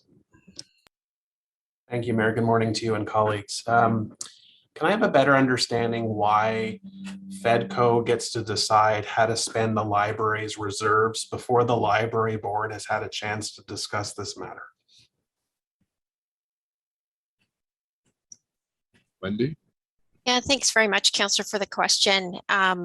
And it's a good one, Councillor. The first portion of the surplus for 2020 did go to the library board, as I understand. So that decision was made to put the money aside to cover some costs or make an additional contribution to this.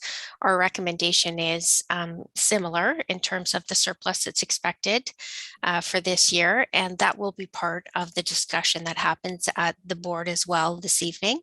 And I'll just ask my colleague Danielle if she has anything further to add to that. Thank you, Mr. Mayor. Responding to the councillor. Councillor, I think you'll know that we've included a copy of the reserve bylaw in the report tonight due to another, I can't remember which report it's attached to, but we have provided it. And it's my understanding, and I believe you were with me when we met with the city solicitor, that the reserve bylaw is ultimately controlled by the city. The board, like we do with the budget, makes a recommendation to city council, and city council has the ultimate authority.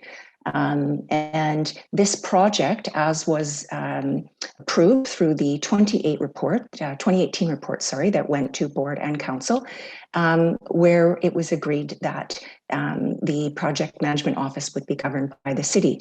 So that is my understanding why we have taken the legislative process that we have. Hopefully that answers your question. So you support FEDCO making a decision on how to spend the library's reserves and DC revenues in reserves. Is that what you're saying? If I've heard the treasurer correctly, we are anticipating a $4 million surplus. The library is anticipating a $4 million surplus at the end of 2021. And as the CEO, you've okayed how to spend those reserves before even talking with your board of trustees. Is that correct? No, what I am putting forward is a staff recommendation as part of a team that pulled together a financial plan, and that is going before the board, and the board has the opportunity to discuss that tonight and make their decision. but we're at FEDCO. FEDCO has a recommendation. If passed, goes to council. It doesn't go to the library board. If FEDCO makes a decision today, it goes to council. So what if FEDCO approves this motion today and the library board doesn't? What happens?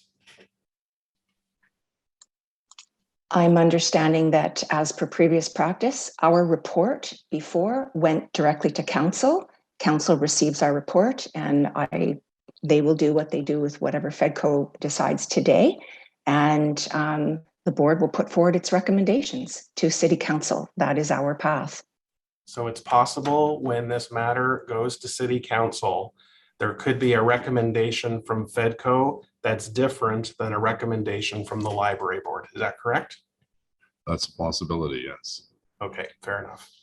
Okay, just on the matter of the cost overruns, Mr. Dupuis did, and I apologize, I was not able to make the presentation. So when you make the presentation available to council, I will read through it. Were you able to find efficiencies at all, or is the total net cost increase only being absorbed by debt reserves, the DC reserves? Thank you, Councillor. As outlined in the report and the presentation, through the 2-year design process, we managed to find around 100 million in efficiencies. As indicated in the presentation, the intent of pushing on those efficiencies was to ensure that the project's budget was not affected by scope creep, but it was simply as a result of COVID-19 and the market forces being brought to bear in the Ottawa region.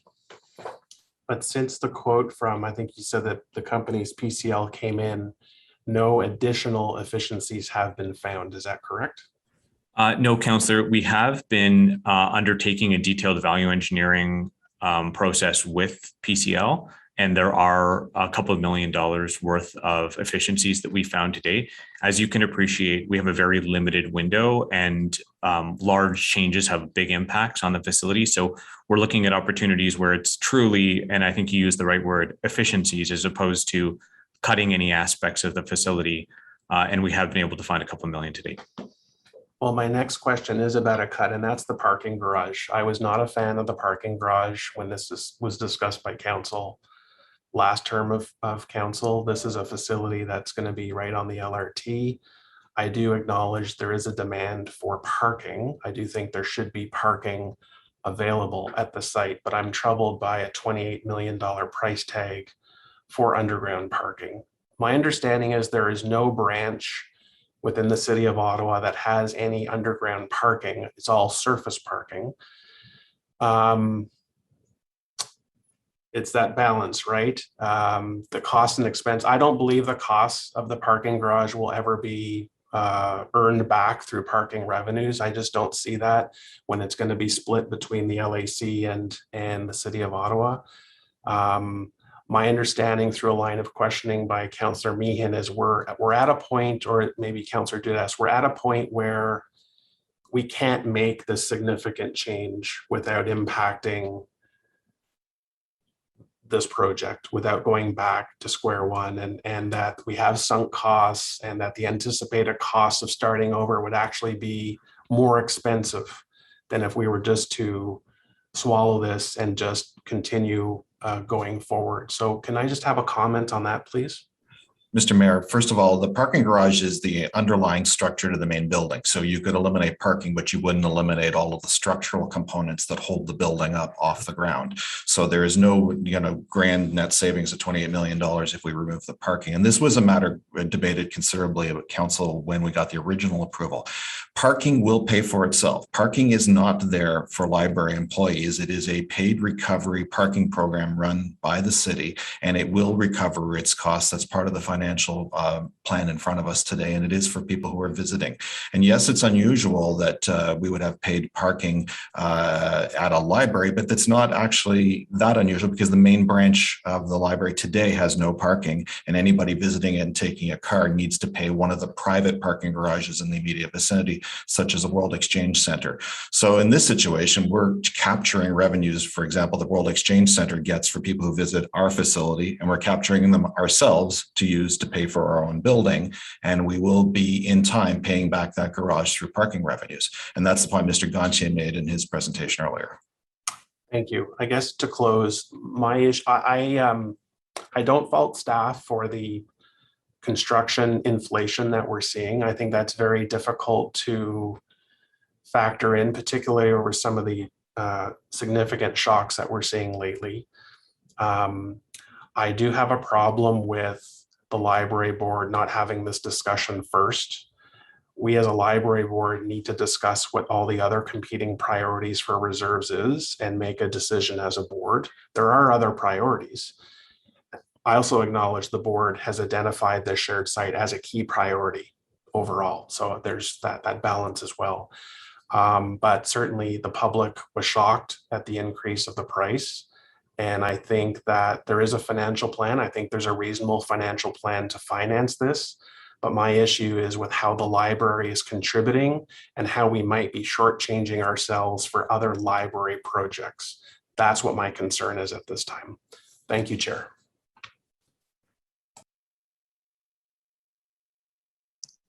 Thank you, Councillor. Councillor El-Shantiri, please. Thank you very much, Mr. Chair. And question, I first of all, someone like myself been around for a long time. I can really appreciate this move today. It's been a long time. Go back to Councillor Harder when she was the chair, and then Councillor Turney, and now Lulav, and to see it happening now is good news story. But I think the misunderstanding is between the DC development charges, where does it go, and tax supported. And I mean, we heard so many questions, and my colleague did a great job trying to, and Danielle, she tried to explain it, but it seemed it should be a memo from the treasurer to council explaining, the funding different, obviously, between DC and tax support, because it seems a lot of question about this, especially local council with the project of library. They think that's gonna be jump queues or something like this. So if that could be explained, that would be great. But I have a question for the treasurer and Ms. Stephenson. I know we're gonna borrow some money, and I think I ask you that question every time we borrow money. What percentage are we in comparison to other municipalities in Ontario, of ours, pretty much close to our size, the percentage of borrow? Like, I mean, I know we're a certain percentage, but we have the capacity to go to probably 25, but I'd like to explain that to us, please. Well, thanks very much, Councillor, for the question. The report speaks to our council cap in terms of borrowing, which is 7.5%. And the funding strategy that you have in place and in front of you today with respect to the library does not exceed that cap. In fact, what we're going to do is just leverage debt that's retiring over the next couple of years and basically leverage that room to be able to finance the incremental piece for this project. So there's no change whatsoever. The overall cap in the province of Ontario is set at 25%. Our cap here in the city of Ottawa, as approved by council, is 7.5. So we're significantly below that. I can tell you, based on my regular interactions with treasurers across Ontario, some are close to that cap, the provincial cap of 25%. And in fact, I'm aware of one regional government that's above that. So we're trending very well in that regard. And I think that's good information, Mr. Mayor, to have from the treasurer. And because with that question, it's always asked, we borrow money, where are we in the borrowing and all that. My other question is to Mr. Willis. And Mr. Willis, we heard during the 3 days deliberation is about our development charge. So is it fair to say after we adopt and approve the OP, the development charge will be come forward and with some different recommendation? Because we heard we might be one of the lowest in the province, if it's not somewhere else. Can you shed a little bit of light on a development charge review? So, Mr. Mayor, our current bylaw was adopted in 2019 and it needs renewal by 2024. Council can change it at any point between now and 2024 if it wishes, but staff are recommending that we review it once we have the updated infrastructure master plan and transportation master plan. And at that time, we'll add up the total cost of all the facilities planned in the Parks and Rec master plan, affordable housing projects, the like, and we'll do a recalculation of the rates. I often say the Development Charges Act in Ontario is all about math. So we take the total cost of all of our projects, we attribute what portion of the projects are actually attributable to the growth in population, because you can't use development charges for things for the existing population. You can only use it for growth. And then we calculate the number of units to be built and we apply it all out based on that. So there will be a review of the bylaw, and in the next term of council, I intend to bring a policy report fairly early in the new term of council to get some direction from council on its approach on the development charges bylaw. Oh, thank you for that, Mr. Willis. I'm looking forward to that debate. But I find it a little bit surprising when some of us surprised for the price of lumber or construction or material gone up. So I think any one of us who even tried to go to a local lumber store would know how much that price has changed in the last few years because of the pandemic. So I believe Mr. Library Chair and Danielle, maybe a memo from you explaining the funding formula. This will not have an impact on a DC project. I think that goes a long way as a recommendation. It's up to you what you do, but I would recommend we should send that out to our colleagues. And thank you, Mr. Mayor. Thank you, Councillor. Councillor Deans, please. Thank you, Mr. Mayor. I have a number of questions. I guess the first one is about the tight timeline for the library board and committee and council to make this decision. I mean, we heard in an answer to one of my colleagues' questions that we have to agree by November the 8th, or we would risk losing the agreement that we have today. But I've been hearing about this for weeks now around the city. So why is it just landing so late? I always feel that we end up in a position where we don't have enough time to consider all of these things. And so I just wonder, why didn't this come sooner? I'd be happy to start the answer to that question and pass it over to Mr. Willis. Thanks for it, Councillor Deans. We are operating under extremely tight timelines during the approval of the OP and during the budget process. And in a perfect world, we would have had a week or two in between each meeting. But with the bid price that holds only until November 9th, this was the best that we could do. We had 60 days to evaluate the bids. There's a lot of confirmation that has to happen before we can come back to council and the board with a final number. So I'll turn it over to Mr. Willis. So thank you, Mr. Mayor, and thank you, Library Board Chair.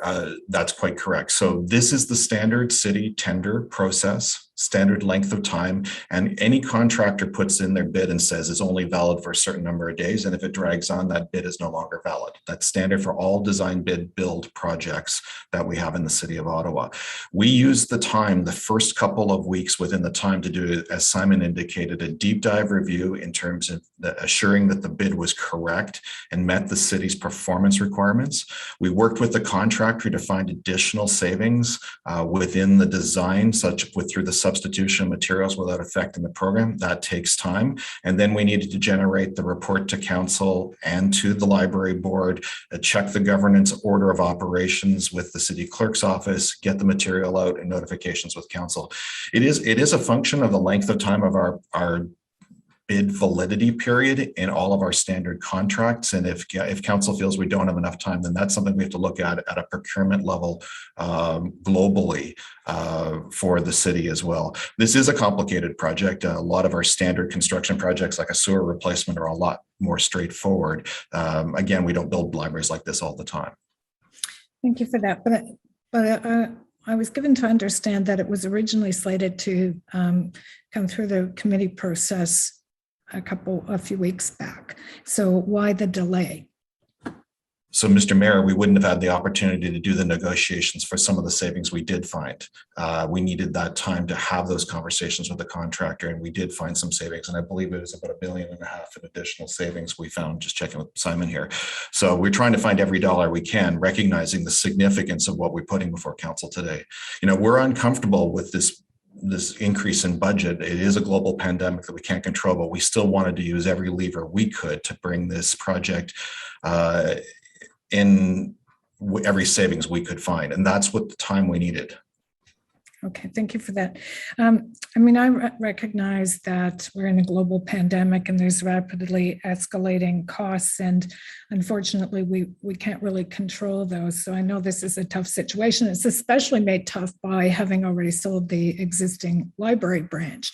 And I get that. But the other part for me, and I know we're way down the pipe on this project, and I understand that, but the other part for me is the other thing that pandemic is probably doing is delivering a glut of current office space in the downtown core, because it is quite probable that not everyone will be returning to their workspaces as they have in the past. And I wonder if with a glut of office capacity in the downtown core, if those prices wouldn't actually be falling, and if there might be, I know it's late in the process, I understand that, but is it something that we've at least given an initial look at or thought about, that maybe there would be a bargain in the downtown core, perhaps even in a better location, with all of the office space we expect to be vacated in the not too distant future? So first of all, Mr. Mayor, and we'll be reporting this through FEDCO later on, it's surprising in Ottawa. Ottawa is one of the fastest recovering economies in all of Canada, and very few tenants are giving up their space in the downtown core. They're still holding on. It's not yet on the market. If it's going to come on the market, it may be a year or two before we even see it, because getting out of a lease is actually extremely expensive for anybody. So they always have to do the calculations about whether it's better to hold on to the end of the lease and question whether to renew. So there is no big block of space in the downtown core that's readily available that we could just pounce on in a situation like this. The other issue is that there are all the other costs that Simon mentioned, because we have obligations to Library and Archives Canada. There's the costs of moving and setting up an interim branch. There are the cost implications of an interim solution grow, and every year we delay doing this project, say we put it on hold and try it again in 2 years, there's no guarantee the prices will be any cheaper. Natural inflation would come into play in the meantime. And at this stage, every year we wait, even in normal inflation at 3%, 4%, 6%, which is the normal range when we're not in a pandemic, that's a very large dollar value. So the next council would be faced with an even more expensive project if we waited. We'd have the interim costs and the higher construction costs. So, we acknowledge this is a very difficult conversation with council right now, and we acknowledge council's put in a difficult position to make a commitment to continue with this project, but we see no path where this becomes a cheaper project by waiting. Okay, but you have taken an initial look at the potential for office space, and there is none. So, Mr. Mayor, the obvious place we went to was we examined the possibility of extending our existing lease within the existing building, because that would be the cheapest, because there'd be no moving costs attached to that. And as I said, just the annual lease costs alone, with all of the cancellation costs, delay costs, inflation costs, we looked at all that. And again, we didn't feel that it was responsible to bring that to council, because it's not a cheaper option than proceeding. Thank you. There was a reference to the need to do aggressive fundraising, and I'm wondering how realistic aggressive fundraising is right now, because I've been hearing that fundraising groups are really struggling through this pandemic with their fundraising endeavors. So how realistic is building that into this proposal? I can confirm that it is a very bold amount that we're looking to fundraise for, that we have a very good team in place, and honestly, if looking back at the board minutes from our last board, we have actually received an anonymous donation of $1 million already towards the project. Fundraising efforts have been going quite well. Danielle, if you wanted to give a further update to that. Yes, thank you. Through you, Mr. Mayor. This was envisioned early on in the project. This is not something that has just come and reared its head today. We commissioned a study in 2018 to look at that and look at it in the environment, contemplating a new hospital and so on. The firm KCI recommended that OPL could raise $10 million with an additional $5 million for an aspirational goal and a total of 15. And they did not recommend that it was necessarily based on interviews, best for bricks and mortar, but based on furniture, fixture, and equipment, they felt that these kinds of fundraising endeavors would in fact be fine. So the 7 million is clearly under the 10 that was provided. I do think it's an aggressive goal. We have a couple of years to do it, which is the good thing.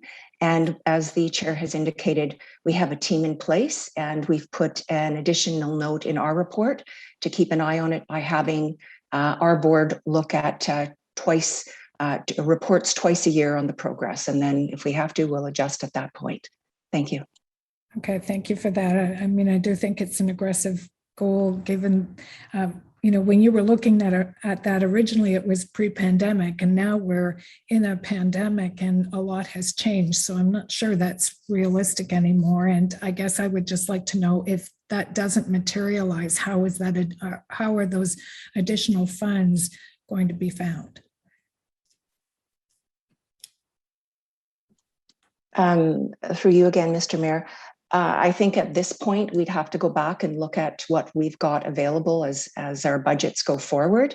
It's still early days, and we have been able to raise funds in a pandemic, and I feel we have to give it a try. It was envisioned in earlier versions of the report that were approved by the board and council that there would be an expectation for OPL to fundraise.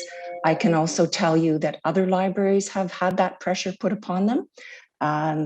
Halifax had a fundraising component, so did Calgary, and they were in different times of economic distress, and they were still able to raise some funds. So at this point, that's what I can advise.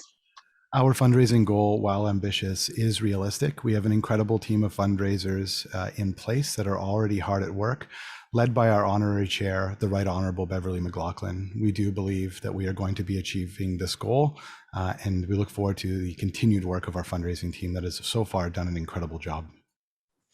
Okay, thank you for that. My final question is about the impact on the city's credit rating. I'm wondering if the issuance of this new debt has the potential to change our credit rating. Thanks, Councillor, for the question. A good question. In my opinion, no, there's no impact that we will see with respect to our credit rating. We're well within our borrowing limits, both provincially and those set by City Council. And basically what we're doing in terms of the funding strategy is, as debt retires, we're issuing the new debt to cover that space. So there really should be no change. Okay, thank you. Those are all my questions. Thank you. Councillor McKenney, please. Thank you, Mr. Mayor. And I apologize for being late to the meeting. I had something else on, but so if this question has already been asked, but I know that the current building has been sold. Is there a plan if the library is late by 6 months, a year, a couple of years, is there a plan for maintaining library services in the downtown of the city? So, Mr. Mayor, I'll start, and Danielle might wish to add to what I would add. First of all, we will maintain a good line of communications with our landlord. That's a very unusual building, not an easy building to lease out to anyone else. And I'm sure the landlord will ultimately have to spend a fair bit of money once the library moves out to bring another use into that space. So I think it's reasonable to expect that if we needed an additional time as a result of construction delays, which we will monitor very carefully, that we could have a very cordial conversation with the landlord to continue operations in the existing facility. Danielle, would you like to add to that? I've talked about it at a high level. At this point, unfortunately, I'm not going to add anything more because I think the plan is that We have a timeline in place. We are hopefully negotiating with the builder to get this project in place. And obviously, we can look at a plan if that's what's needed, but I honestly don't have a plan at this point to extend it other than what you have suggested, that we would look at our existing facility, because it needs to be clear that you just can't move a library with the weight of the books and the structural needs into any other facility. So I believe the current facility is where we would have to look at any kind of interim efforts first. And Mr. Mayor, I apologize. I didn't say earlier, and it was advised while Danielle was talking, we actually within our existing lease have a right to extend within the existing lease. It'll be a higher rate of rent than we pay now, but we have a right to extend. Okay, thank you for that. I know that when the location was decided on by council, the mayor had actually asked the chair at the time, Councillor Tierney, to look at possible options for a localized library in Centertown. So I just wonder if any of that has occurred at this time, and if you could just give us a quick update on what that might look like, because that could be a solution if in fact we have a central library shut down for any period of time. That is an excellent question, Councillor. And we are about to undergo a facilities master plan that will be looking at communities and how we are serving them, which communities are overserved, which communities are underserved. So it would be difficult to answer your question prior to that analysis being done. But that is absolutely, that will absolutely be something that will be considered. Danielle? Yes, I don't have anything further to add other than it was agreed that that would be looked at potentially as well as part of the next background study. So the facilities master plan, in my view, is the best way to review that. It's not been forgotten. Okay, and that will occur in this interim period of time then? We are hoping to, tonight we have a report on to start some of the pieces of the facilities master plan. So it's something we need and we're hoping to get done as soon as we can, Councillor. Okay, thank you. Thank you for that. So on the library and where we're at today, and you know, it is obviously, we're well down the road and we want to see a library established. This is the location. Work has been done. There's 30 million in already sunk costs. So I wonder though if any thought has been given, especially given the circumstances that we find ourselves in today, by the library board, and it's certainly a conversation that council has to have about amending it and providing housing, perhaps, looking at the air rights. It would have been ideal to have, a wonderful mixed income community built above our central library that could be incorporated into a library at this location. I mean, this location we knew, and I'm not going back to debate the location, believe me, but it wasn't where most people live. Few people live in that location.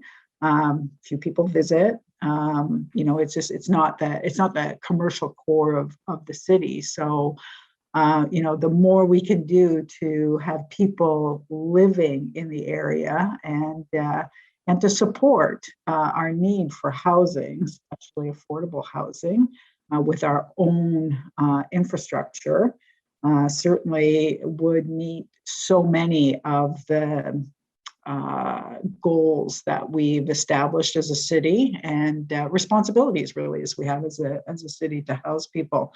So I wonder if any, are we like opening that door and looking in and saying, maybe this is a way that we could help fund a library while at the same time housing people and building a good mixed income community above our library and near our LRT? So Kelly, can I ask you to put the presentation back up to answer Councillor McKinney's question? Because a lot of what she said about a mixed income community around the library, absolutely agree with the councillor on. And that's absolutely what we're going to get through a series of different moves. And it'd be easiest if I could show one slide from the presentation. I know Councillor McKinney wasn't in the room when I delivered earlier. I wonder if it's possible to get the staff presentation back up. So it's about the fifth slide in, you see the picture of the library with the ghosted facilities. Back a few slides, a few more, one more, this one, thank you. Nope, back ahead again, one, there we are. So Councillor, in principle, what you said about a mixed community living in close to the library and participating with it is exactly what we're trying to accomplish. So if you look at this so the very far side of this slide is Bronson Avenue. I know the council knows the site well, but I'm going to just do for the benefit of other people. We have the library, which is the building shown in color. There's a building ghosted in next to it. It's a lower tall building. That is a city-owned site. We're going to use it for the construction staging for the library, and council has already designated, after the construction is done, that is a dedicated affordable housing site that we will deliver in partnership with through a process that my colleagues at Community Social Services and Real Estate will run to bring an affordable housing project. Furthermore, on the left side of the screen, that's an image done from the zoning. If you recall from the escarpment district zoning, we talked about this before. It may not look exactly like this, but that site is the site owned by the National Capital Commission. And then NCC has a proposal call on the street. Matter of fact, they've received the proposals. Their board will vote in, if the mayor can correct me wrong, I believe it's January or February, on the winning vote for that. And the NCC has put affordable housing requirements in their bid for a mixed use development project on that site, which is immediately adjacent to Pimmincy Station. So in its totality, I hope we will see with the accumulation of all these projects exactly what the council is asking for. Redesigning the library, putting air rights above, that would be something that is not beneficial to the project today, and the delays itself would just undermine anything we would get from air rights. If the councillor wants to sit and have a conversation about raising the height of the building next to the library through the zoning, I'm happy to talk to the councillor, and we can bring that forward through council if it wishes to get more capacity out of the site we own. And yet we'll wait and see what the NCC will have out of their proposal as well. So as I said, Mr. Mayor, fundamentally the councillor's point is valid. We want that type of mixed community. It's exactly what we're trying to do with the totality of everything happening on this block. Thank you for that. And I did miss the slideshow, and obviously I'm aware of the zoning that's going in and what's going in and around, but I won't belabor it, but just to say that, again, I go back to, I think that, perhaps it needed to be done at the beginning. Perhaps it's a lesson learned, perhaps it's a lesson to learn, but having housing above any of our infrastructure really is, I think, the way to go in the future. I still think that it could help pay for some of the debt that we're going to incur. So I will leave it at that, but I am always happy to have a conversation about how we can build more affordable housing in the area, even with higher building heights. Thank you. Thank you, Councillor. Anyone else before Councillor Luloff, chair, wraps up? Councillor Luloff, please. Thank you so much, colleagues, for this discussion today. I think you can see that we have an amazing design, and we've secured a fantastic partner in Library and Archives Canada. And we've been privileged to build meaningful relations with the Indigenous community. This isn't just a building, it's an opportunity to build a library that this city can be proud of. We are going to get so much more out of this than we're putting into it. Let me quickly clarify something that came out in the questions to staff. This report says that we will continue to look for other sources of funding. This information is in the report. We know that often the provincial government matches funding of the federal government on projects of this magnitude. This is an avenue that the CEO and I have been pursuing. I'd also ask any councillors considering a change in location at the 11th hour and 59th minute to consider what that would mean to our incredible partnership with Indigenous partners and all the work that we've put in together. I also appreciate the tough questions asked by my colleagues. Good policy, however difficult the current situation, will always stand up to scrutiny. This is good policy, a sound financial plan, and an excellent project. Adesoke is the single largest social infrastructure investment in this city's history. Libraries are critical to the health, well-being, vibrancy, and the wealth of a community. Central libraries are popular, must-see tourist destinations for the cities that they call home. And on opening day, Adesoke will be the largest non-federal tourist destination in Ottawa and one of the most visited buildings in Canada, with more than 1.5 million visitors expected annually. Unprecedented and meaningful public consultation and Indigenous engagement have resulted in this unique and striking design for the facility, befitting a G7 capital. It is a once-in-a-lifetime new build in the National Parliamentary District, where everyone, regardless of status, will be able to enjoy world-class collections, programming, spaces, and architecture. This is the first central library to achieve net zero carbon and will help us achieve our goal of transitioning Ottawa into a clean, renewable, and resilient city by 2050. Our design incorporates recommendations for accessibility, inclusivity, sustainability, and Indigenous representation. This is the central library that Ottawa residents have asked for through consultation and deserve. Libraries are for everyone, free of charge.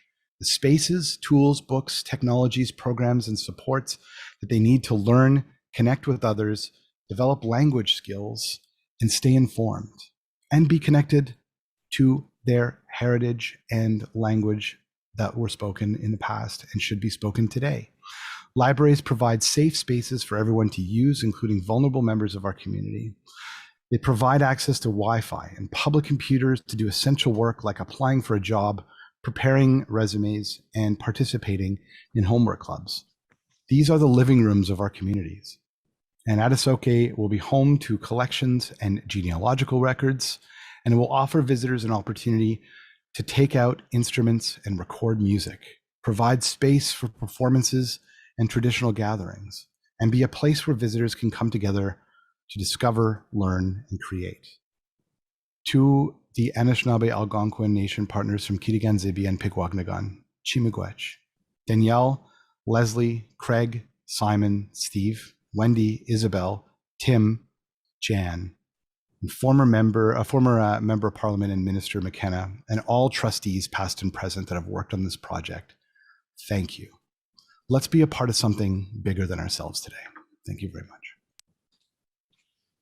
Thank you very, very much. That was really well said, Councillor Luloff. And I would encourage, if we're able to, Mr. Willis, to make sure that those members who are not able to see the presentation are sent the hard copy. I think that plus, if possible, the recording of Leslie and our two leaders from the Algonquin community, because they were very, very powerful messages.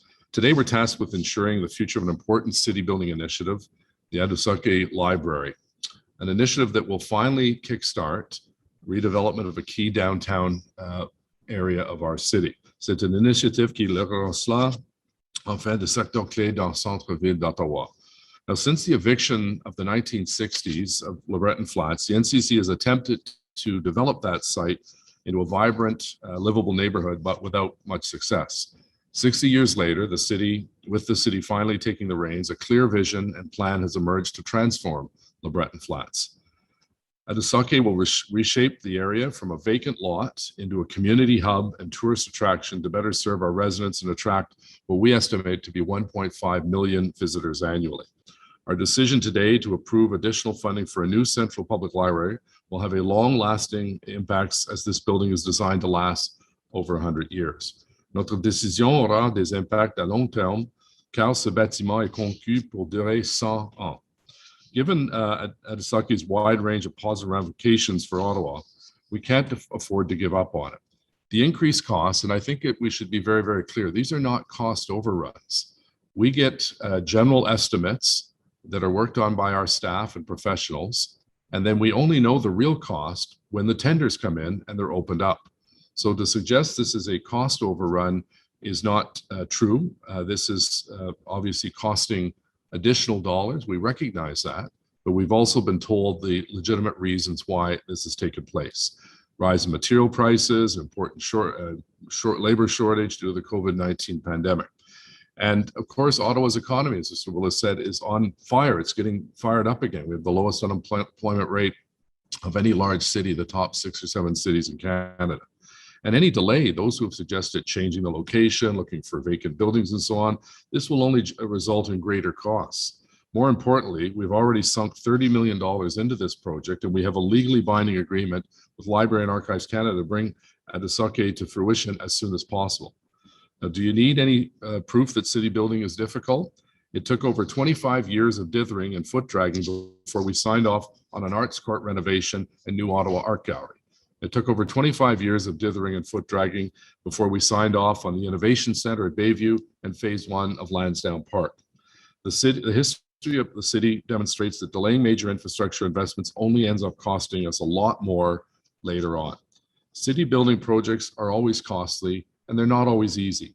Rebuilding Elgin Street was $38 million. The work being done on Montreal Road is $57 million. The Flora Footbridge is almost $19 million. At completion, these 3 projects will cost over $120 million. Yes, this remains a significant investment, but a necessary one for our future and that of the children and the grandchildren of our residents. Libraries are critical to the health, well-being, vibrancy, and wealth of communities. And they're the great equalizer. They've always been described as that. No admission, free use, gathering spots for debate and job searches and sharing information and fighting loneliness, quite frankly. They provide us safe spaces for everyone to use, including vulnerable members of our community. And as I said, they're global equalizers. Everybody, regardless of status, will be able to enjoy world-class collections, programming spaces, and architecture. And I could see the members of the committee were excited when Leslie was talking about some of the treasures that will be available for the public to see. I think of John McCrae's original poem, Flanders Fields, the first map ever discovered with the word Canada on it, and the list goes on and on. Tout le monde, peu important son statut, pourra profiter de la bibliothèque de classe mondiale. And this will not only be a state-of-the-art facility, and the only one of its kind in Canada, also the product of unprecedented consultation with Indigenous peoples. Kitigan-Zibi and Anishinaabe and the Algonquins of Pikwakanagan First Nation have led the design of this facility that breathes the spirit of reconciliation. And I very much appreciate their presentations today. When we heard from Anita and Della, they appreciated the fact they're not being called in at the tail end of the process. They've been right at the table from day one. It will also be a net zero carbon building, a LEED Gold certified facility, a first for a public library in Canada. The chair and the project team have explained why the cost has increased, which unfortunately the city fortunately the city has the ability to observe. And I really appreciate the response from Wendy and her team, Isabel, with respect to the replacing of expired debt with new debt to keep it debt neutral. This is going to be a landmark of its time. It addresses both the need for reconciliation and the need to tackle climate change. It's a legacy building and a first step towards sustainable development for LeBreton Flats. I want to thank personally Councillor Luloff, Councillor Tierney, and Councillor Harder. Councillor Harder started this ball rolling, as we all know, when she was the forceful chair of the Ottawa Public Library and got this project going. Councillor Tierney got it to the next level, bringing on the federal government. And now we have our colleague, Councillor Luloff, who is passionate about this project like I've never seen someone as passionate. Reached out to the Right Honourable Beverly McLaughlin, put together an amazing fundraising team, worked to make this the most consulted building.